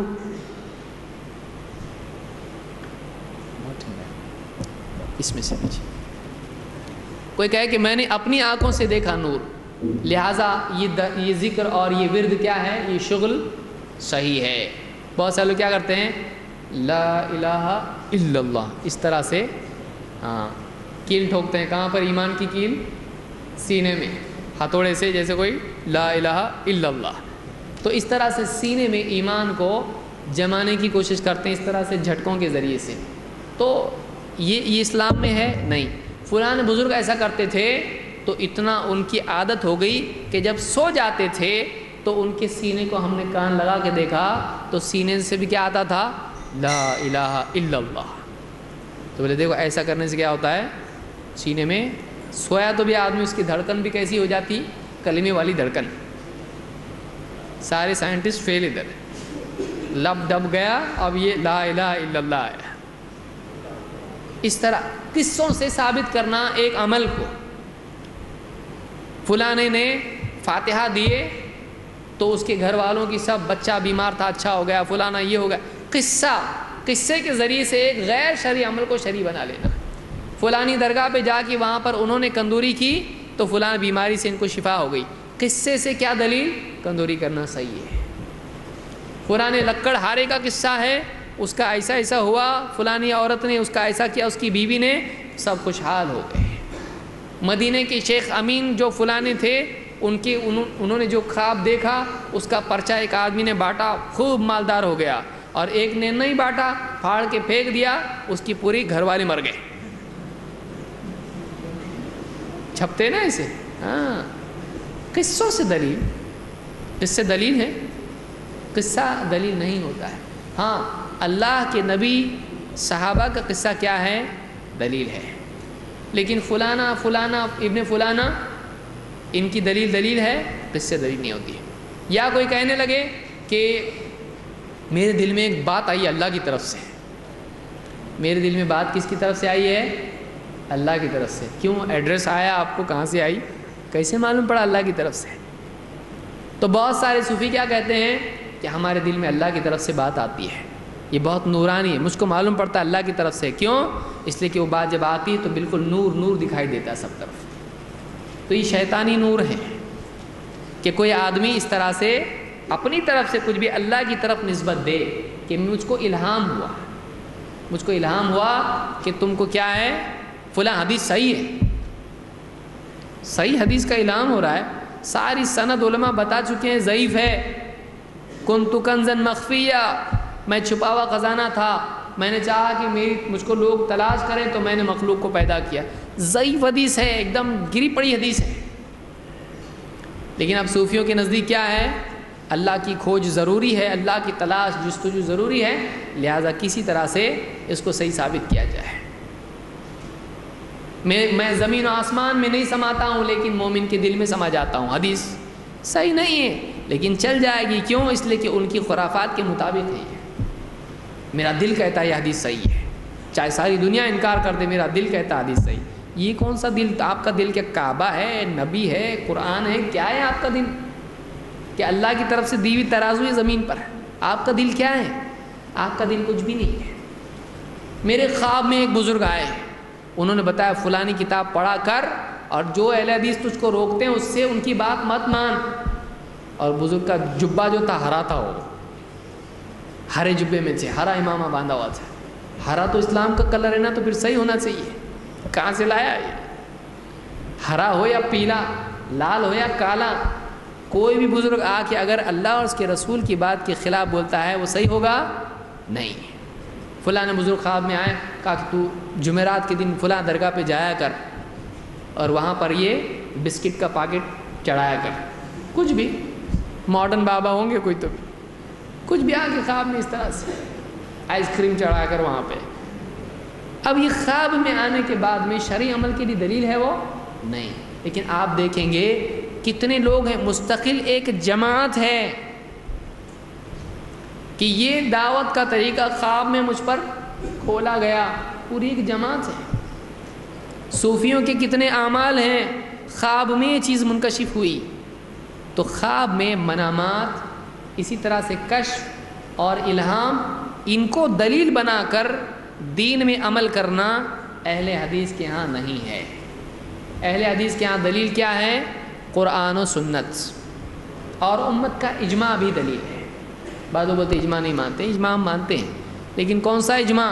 4 آدمی کونے میں جمع ہو گئے وہ اجماع؟ مقلد جو خود کیوں بھائی تقلید کر رہے ہیں؟ ہم جاہل ہیں تو جاہل اجماع بھی کرتے ہیں، یعنی ہم سب کی رائے یہ ہے، آپ کی رائے کی کوئی حیثیت ہے؟ کیا حیثیت ہے آپ کی رائے؟ آپ کی رائے کی کوئی حیثیت نہیں، آپ اپنی رائے پہ نہیں چل سکتے۔ اب بتاؤ مقلد کیا ہے، اس کی رائے پہ چلتا نہیں، بول میرے دل میں آ رہا لیکن مجھ کو کس کی ماننا ہے؟ امام کی۔ کیوں؟ میں مقلد ہوں، میں جاہل ہوں، تو میں اپنی میرے دل میں جو بات آ رہی اس پہ نہیں چل سکتا۔ پوری دنیا کو چلا رہا، سب جاہل ایسے جتنے مل کے اجماع کر رہے ہیں اس کا کہ ہماری سب کی رائے یہ ہے، تو جس کے نزدیک خود اس کی رائے دلیل نہیں ہے، وہ باقی امت کے لیے کیا دلیل ہو سکتی ہے؟ کوئی ڈاکٹر کہے یہ دوا بہت خراب ہے، میں نہیں کھا سکتا، کھاؤ، کھائیں گے آپ؟ جو خود اس کے لیے صحیح نہیں ہے، اس کی خود اعتبار اس کے لیے نہیں ہے، وہ آپ کو دے رہا ہے، کیسے صحیح ہو سکتا ہے؟ تو ہمارے نزدیک، اہل الحدیث کے نزدیک، قصے، کہانیاں، الہام، کشف و کرامات، فلاں بزرگ کی کرامت بتا کے ساری باتیں منانا ان کی منوا لینا، یہ ہمارے نزدیک صحیح نہیں ہے۔ یہ کڑا وہاں پہ رکھا رات میں، فلاں نے پہنا اگلے دن تو اس کا کینسر غائب ہو گیا، کچھ بھی۔ ہم کیا کسی کا کینسر چلا جانا درگاہ پر کڑا رکھ کر اس کو پہننے کی دلیل بن سکتا ہے؟ نہیں، ہمارے لیے عمل کے لیے دلیل چاہیے، فائدہ نقصان ہمارے لیے دلیل نہیں ہے۔ ایسا کرنے سے فائدہ ہوتا ہے تو بھائی جھوٹ بولنے سے فائدہ ہوتا ہے، چوری کرنے سے فائدہ ہوتا ہے، خیانت کرنے سے فائدہ ہوتا ہے، دادا گیری کر کے لوٹنے سے بھی فائدہ ہوتا ہے کہ نہیں ہوتا ہے؟ دنیا کا فائدہ ہوتا ہے۔ دنیا کا فائدہ اس چیز کو جائز بنانے کی دلیل ہے نہیں۔ کسی چیز میں اگر دنیا کا فائدہ ہوتا ہے وہ چیز حق ثابت نہیں ہوتی ہے۔ لہٰذا اہل حدیث کے نزدیک کشف و کرامات، الہامات، منامات اور اس طرح کی چیزیں دلیل نہیں ہیں۔ اللہ کے نبی صلی اللہ علیہ وسلم نے فرمایا ان بنی اسرائیل لما ہلکوا قصوا، بنی اسرائیل کی جب ہلاکت کا وقت آ گیا تو وہ قصوں میں پڑ گئے۔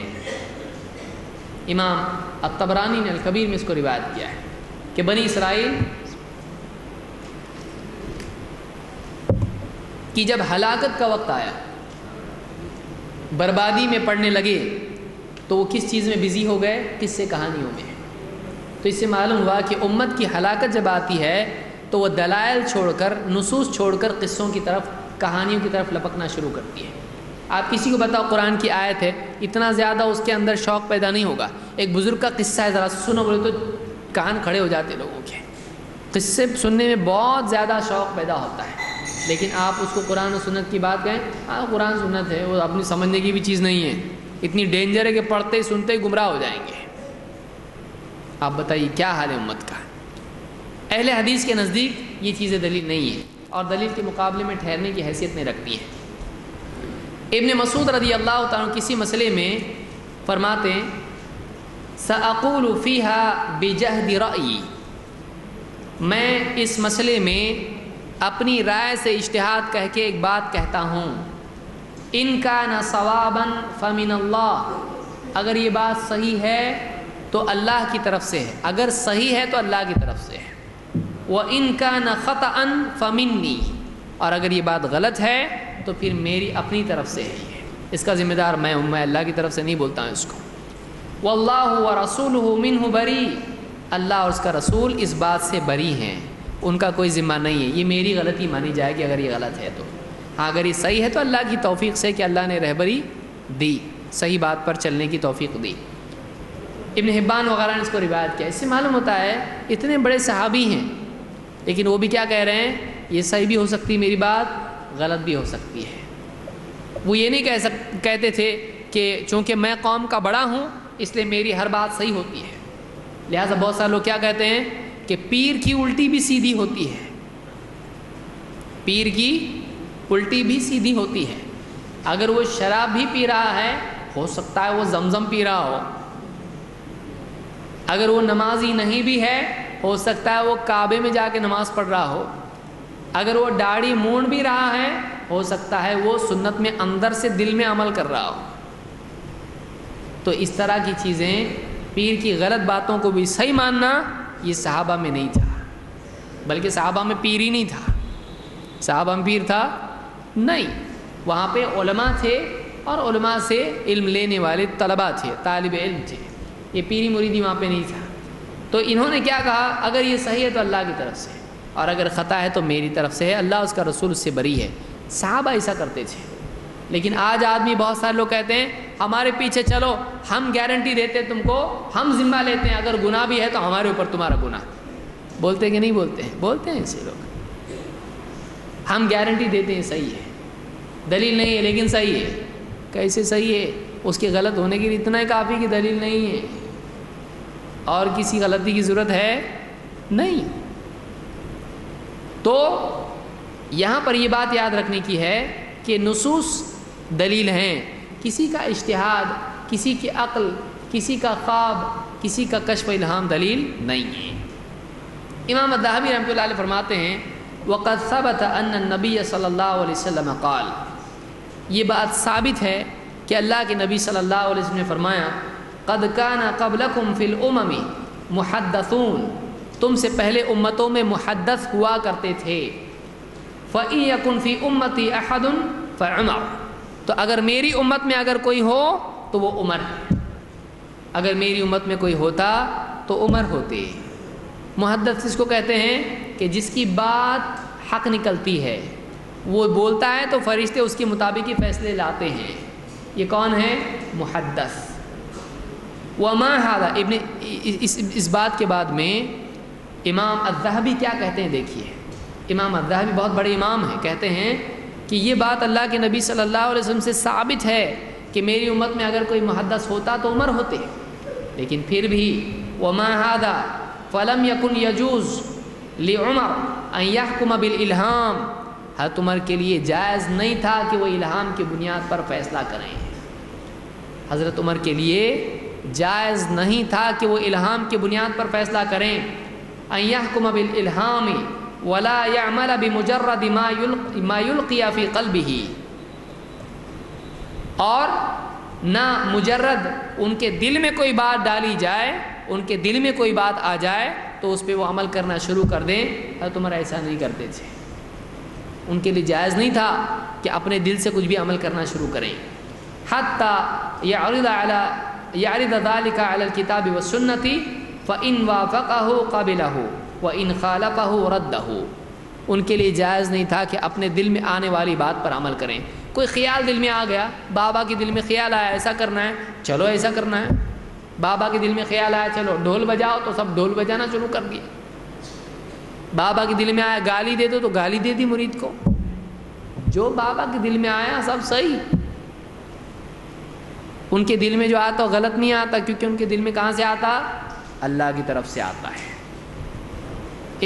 عمر رضی اللہ عنہ کے بارے میں امام ذہبی کہتے ہیں کہ حضرت عمر کے لیے جائز نہیں تھا کہ اپنے دل میں آنے والے خیالات کے مطابق فیصلہ کریں جب تک کہ اس کو کتاب و سنت پر پیش نہ کرتے ہیں۔ اگر وہ صحیح ہے تو پھر قبول کریں، اگر غلط ہے تو اس کو چھوڑ دیں۔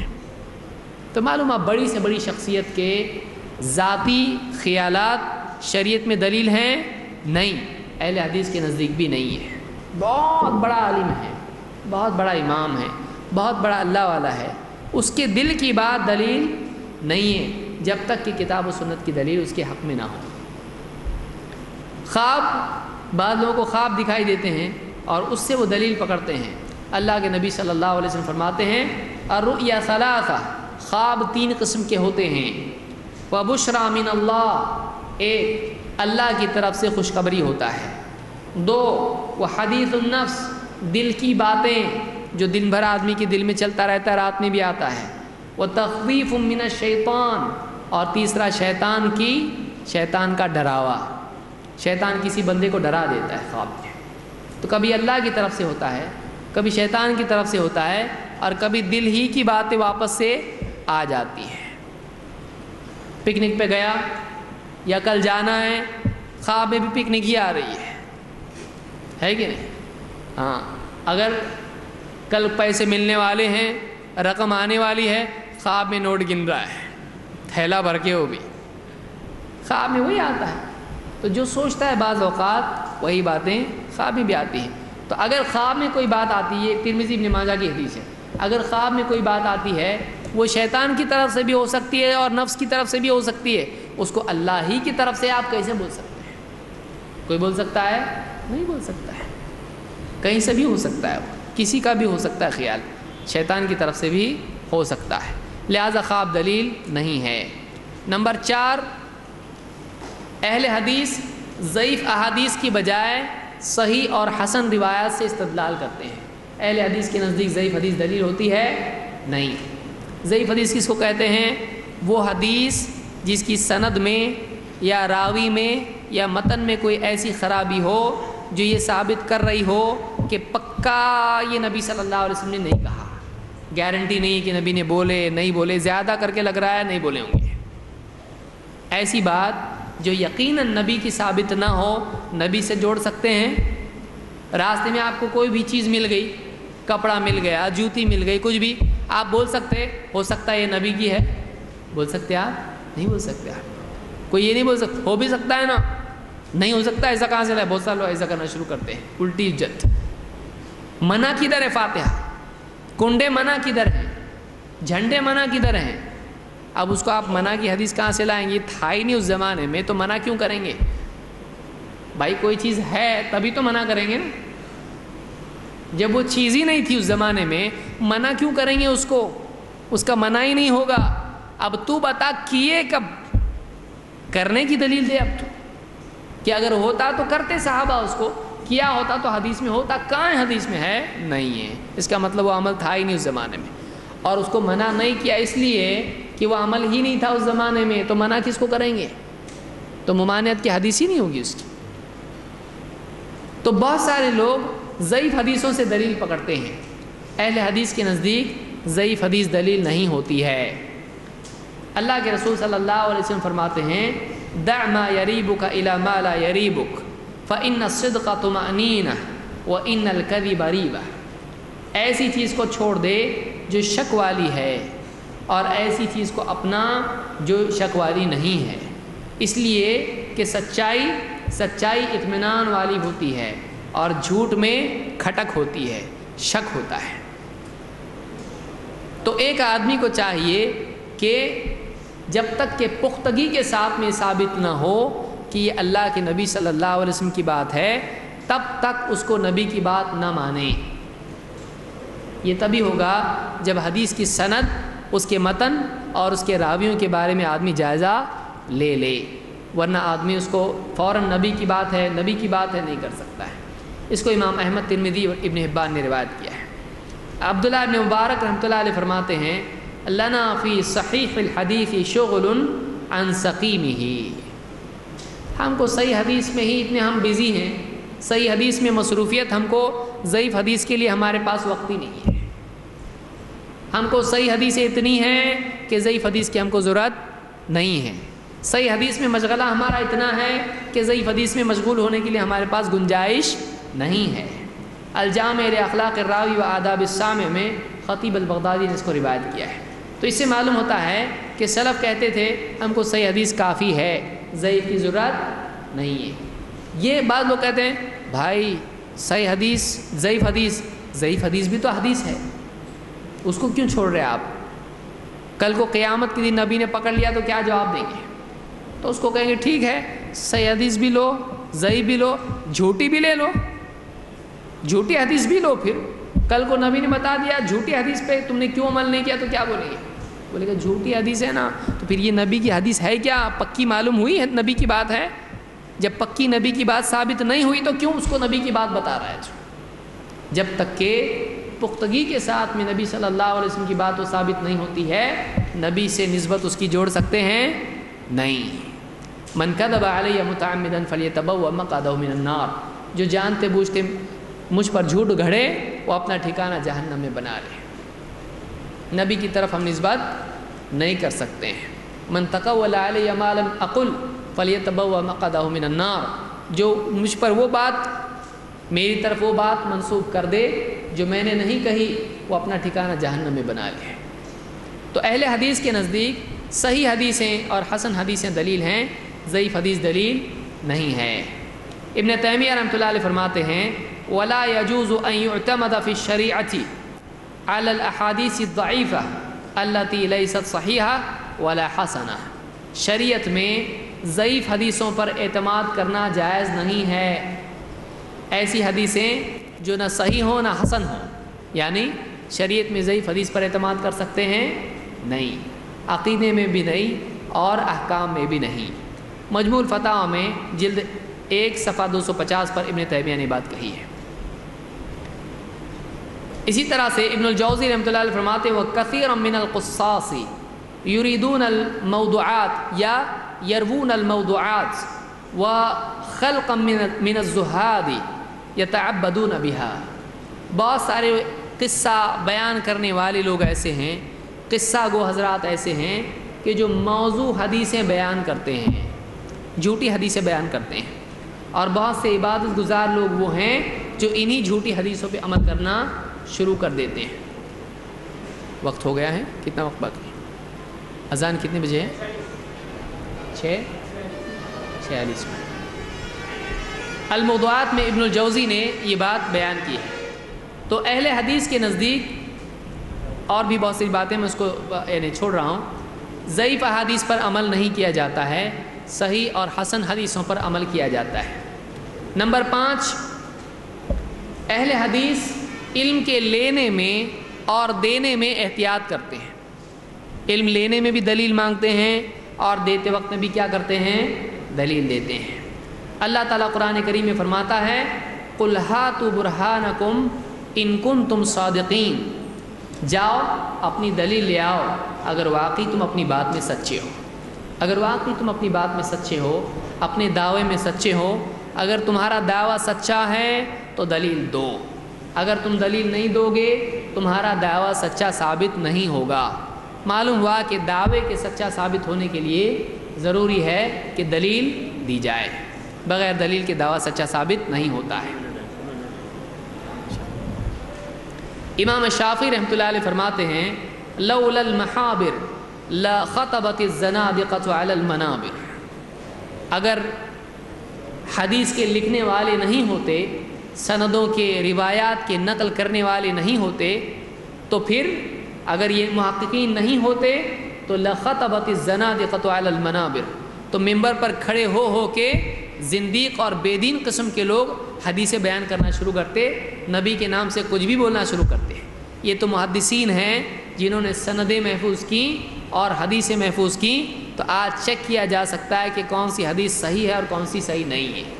اگر سند کا معاملہ ہی نہیں ہوتا، کل کو کوئی بھی آدمی کھڑا ہو جاتا بولتا اللہ کے نبی صلی اللہ علیہ وسلم نے یوں فرمایا، اس کو غلط ثابت کرنے کے لیے کیا تھا آپ کے پاس؟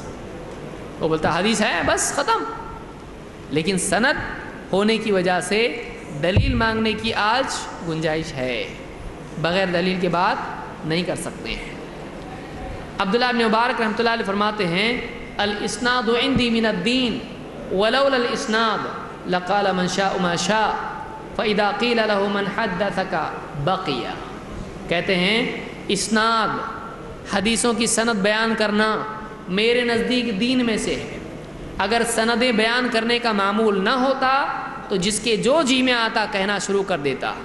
ہاں، جب کہا جاتا ہے کہ تجھ سے کس نے حدیث بیان کی، تو ایسا آدمی جو جھوٹ حدیث بولتا ہے چپ ہو جاتا ہے، کیونکہ اس کو کسی کا نہ کسی کا نام بیان کرنا پڑے گا، اور اگر وہ پکڑا جائے گا تو جھوٹا ثابت ہو جائے گا۔ تو حدیث کی سند کی وجہ سے آدمی بولنے میں احتیاط کرتا ہے کہ جو بھی بولوں گا اس کی دلیل دینی پڑے گی کس سے سنی حدیث۔ لہٰذا اہل حدیث کے نزدیک علم لینے میں اور دینے میں احتیاط لازم ہے۔ نمبر 6، اہل حدیث کے نزدیک یہ نہیں ہے کہ ہم جیسے باغ میں آدمی پھول چنتا ہے، نبی صلی اللہ علیہ وسلم کی باتیں چننے والے بنیں، مجھ کو یہ پسند، مجھ کو یہ پسند تو ٹھیک ہے، باقی نہیں پسند۔ اہل حدیث کا معاملہ یہ نہیں ہے۔ اہل حدیث کا کہنا یہ ہے کہ پسند آئے یا نہ آئے، رغبت ہو یا نفس کے خلاف ہو، اللہ کی طرف سے جو دین ملا ہے پورا کا پورا اس کو قبول کرنا لازم ہے، چاہے جذبات کے خلاف ہو، چاہے خواہشات کے خلاف ہو، چاہے اس میں نقصان دکھائی دیتا ہو، اللہ اور اس کے رسول کی بات کو ماننا لازم ہے، اور سب کا سب لینا پڑے گا۔ یہ لیا، یہ حدیث اپنے مطلب کی نکلی تو لے لی، وہ حدیث اپنے مطلب کے خلاف نکلی تو چھوڑ دی، اہل حدیث کا طریقہ نہیں ہے۔ اللہ تعالیٰ فرماتا ہے وَمَا آتَاكُمُ الرَّسُولُ فَخُذُوهُ وَمَا نَهَاكُمْ عَنْهُ فَانْتَهُوا، جو کچھ رسول تم کو دیں لے لو، اور جس سے منع کریں اس سے رک جاؤ۔ جو کچھ رسول دیں اسے لے لو، جس سے منع کریں رک جاؤ۔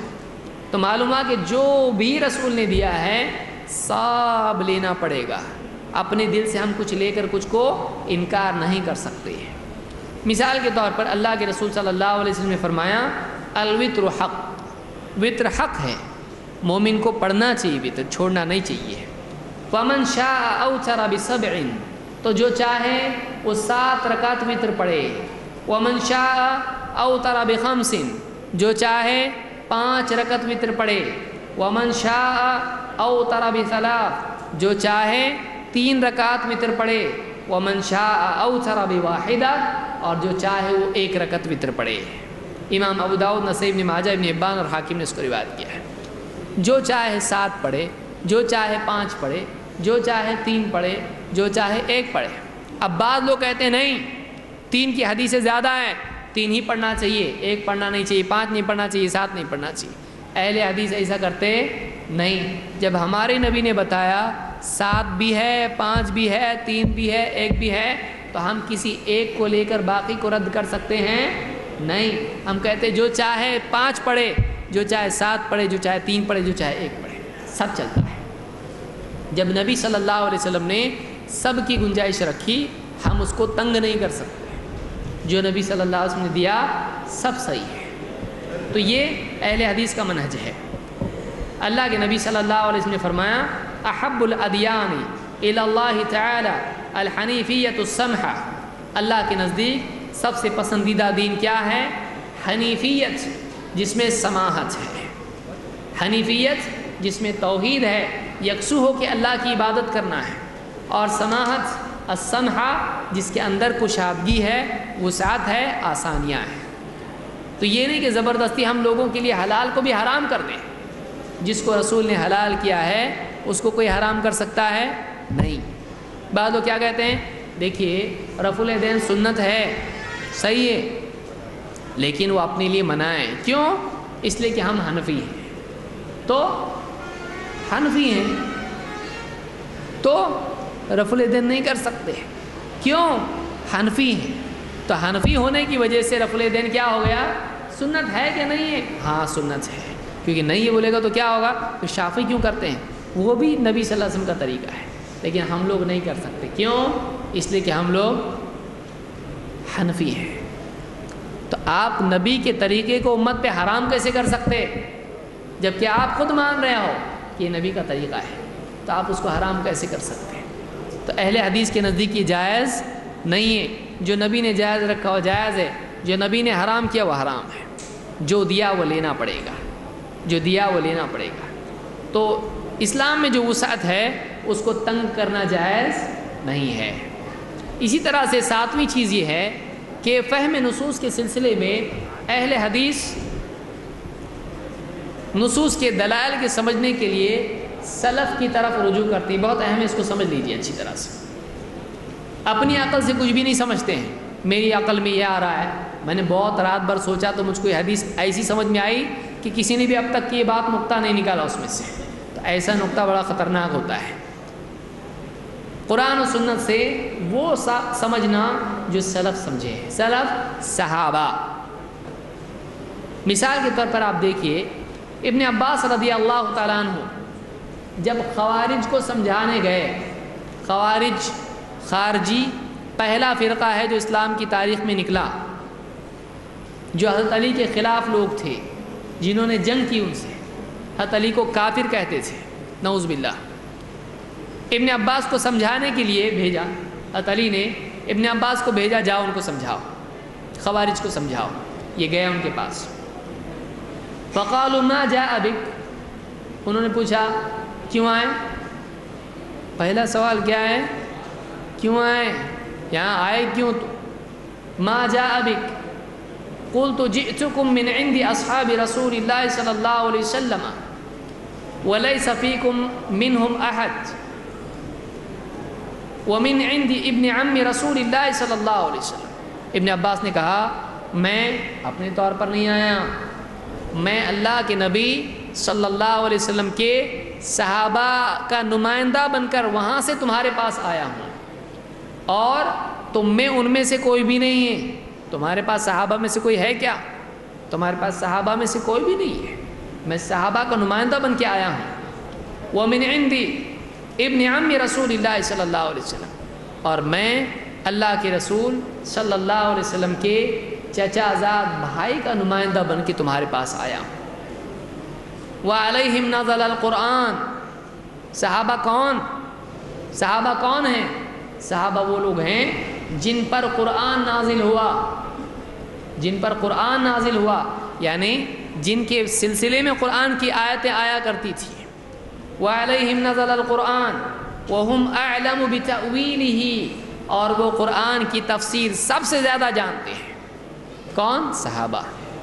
قرآن کی آیات کے معنی صحابہ سب سے زیادہ جانتے ہیں۔ وَهُمْ أَعْلَمُ بِتَأْوِيلِهِ جِئْتُ لِأُبَلِّغَكُمْ عَنْهُمْ وَأُبَلِّغَهُمْ عَنْكُمْ، میں اس لیے آیا ہوں کہ ان کی بات تم تک پہنچا دوں اور تمہارا جواب بھی ان تک پہنچا دوں، اس لیے آیا میں۔ فَقَالَ بَعْضُهُمْ لَا تُخَاصِمُوا قُرَيْشًا، بعضوں نے کیا کہنا شروع کیا؟ یہ قریشی ہے، اس سے بحث مت کرو۔ یہ کیا ہے؟ ابن عباس قریشی ہے، اس سے بحث مت کرو۔ فَإِنَّ اللَّهَ تَعَالَى يَقُولُ بَلْ هُمْ قَوْمٌ خَصِمُونَ، خود اللہ نے قریشیوں کے بارے میں، مکہ کے مشرکین کے بارے میں کیا کہا؟ بل ہم قوم خصیمون، یہ بڑے جھگڑالو لوگ ہیں، یہ حجت باز لوگ ہیں۔ تو خوارج نے کیا کہا؟ ابن عباس کون ہیں؟ حجت کرتے ہیں۔ تو جب آدمی جواب نہیں دے پاتا ہے کسی کا تو کیا کرتا؟ یہ بہت بحث مباحثہ کرتے بھائی، یہ بہت سر دکھاتے ہیں ہمارا۔ تو پہلے خود ہی پوچھتا اس کی دلیل ہے کہ پہلے بتاؤ۔ جب یہ 4 دلیلیں دیتا اور اس کی بھی دلیل غلط ثابت کرتا ہے، بولتا بھائی بحث مباحثہ نہیں کرتے، ہم تو جاہل ہیں۔ تو پہلے بٹن کیوں دبایا اللہ کے بندے؟ پہلے شروع کیوں کیا تو؟ بیچ میں جا کے احساس تجھ کو علم ہوا اپنی جہالت کا؟ یعنی بعض اوقات آدمی کو اپنی جہالت کا علم شروع میں نہیں ہوتا ہے، جہالت کا بھی علم ہوتا ہے، بعد میں جا کے معلوم پڑتا ہے، اس بات کا علم اس کو ہوتا ہے کہ وہ جاہل ہے۔ جب دیکھتا ہے کہ اب معاملہ حل ہونے والا نہیں ہے، یہ مجھ پر غالب آ رہا ہے، بھائی ہم جاہل، جاؤ علماء سے بات کرو۔ پہلے چھیڑا کون تھا؟ یہ خود چھیڑا تھا۔ تو انہوں نے کیا کہا؟ قریشی سے بحث مت کرو۔ کیوں؟ اس لیے کہ اللہ نے قرآن میں کیا فرمایا؟ قریشی بڑے حجت باز ہوتے ہیں۔ جامع بیان العلم میں ابن عبد البر نے اس کو روایت کیا ہے۔ تو یہ کچھ باتیں تھیں، میں سمجھتا ہوں وقت کافی ہو گیا ہے، جو اس سلسلے میں تھی۔ آخری ایک دلیل ذکر کر کے میں بات کو ختم کرتا ہوں۔ ابراہیم التیمی رحمۃ اللہ علیہ فرماتے ہیں، خلا عمر ابن الخطاب ذات یوم، عمر ابن خطاب رضی اللہ تعالیٰ ایک دن اکیلے میں تھے، فجعل يحدث نفسه، وہ اپنے آپ سے کچھ بات کرنے لگے۔ فارسل الى ابن عباس فقال كيف تختلف هذه الامه، انہوں نے ابن عباس کے پاس آدمی بھیجا ان سے پوچھنے کے لیے اس امت میں آخر اختلاف کیسے ہوگا، اس امت میں اختلاف کیسے ہوگا؟ كيف تختلف هذه الامه وكتابها واحد ونبيها واحد وقبلتها واحده، اس کی کتاب ایک، اس کا نبی ایک، اس کا قبلہ ایک، تو اس امت میں اختلاف کیسے ہوگا؟ قال ابن عباس، ابن عباس نے دیکھیے کیا جواب دیا۔ قال ابن عباس یا امیر المؤمنین انما انزل علینا القرآن، اے امیر المؤمنین قرآن ہم پر نازل ہوا، صحابہ پر، فقرأناہ وعلمنا فیما نزل، اور ہم نے اس کو پڑھا تو ہم نے جانا کہ قرآن کس سلسلے میں نازل ہوا ہے، کس بارے میں نازل ہوا ہے۔ وَإِنَّهُ يَكُونُ بَعْدَنَا أَقْوَامٌ يَقْرَؤُونَ الْقُرْآنَ، ہمارے بعد ایسے لوگ آئیں گے جو قرآن پڑھیں گے، وَلَا يَعْرِفُونَ فِي مَا نَزَلَ، لیکن انہیں معلوم نہیں ہوگا کہ قرآن کس سلسلے میں نازل ہوا ہے۔ وَلَا يَعْرِفُونَ فِي مَا نَزَلَ لِكُلِّ قَوْمٍ فِيهِ رَأْيٌ، اور ہر قوم اپنی رائے پر اڑ جائے گی۔ فَإِذَا كَانَ لِقَوْمٍ فِيهِ رَأْيٌ اختلفوا، جب ہر آدمی اپنی رائے پر ڈٹ جائے گا تو ان میں آپس میں اختلاف ہوگا۔ فَإِذَا اخْتَلَفُوا اقْتَتَلُوا، اور جب آپس میں اختلاف کریں گے تو آپس میں ایک دوسرے سے قتل و غارت گری بھی کرنے لگ جائیں گے۔ امام البیہقی نے شعب الایمان میں اس کو ذکر کیا ہے، یعنی قرآن ہم پر نازل ہوا، ہم جانتے اس کے معنی کیا ہیں، بعد میں ایسے لوگ آئیں گے جو منمانے معنی اس سے اخذ کریں گے اور آپس میں لڑیں گے اور آپس میں قتل و غارت گری تک نوبت آ جائے گی۔ تو معلوم ہوا کہ صحابہ کے فہم کے مطابق قرآن کو، سنت کو سمجھنا یہ حفاظت ہے، امت میں جنگ و جدل سے بچنے کے لیے لازم ہے، ورنہ امت کے ٹکڑے ٹکڑے ہو جائیں گے جب اپنی اپنی عقل سے لوگ قرآن و سنت کو سمجھنے کی کوشش کریں گے۔ لہٰذا ہمارے لیے ضروری ہے کہ ہم سلف کے منہج کے مطابق قرآن و سنت کو سمجھنے کی کوشش کریں۔ اللہ تعالی ہم کو دین کی سمجھ عطا فرمائیں، قرآن و سنت کا علم حاصل کرنے اور اس کے اوپر عمل کرنے کی توفیق عطا فرمائیں۔ اقول قولی ھذا واستغفر اللہ لی ولکم۔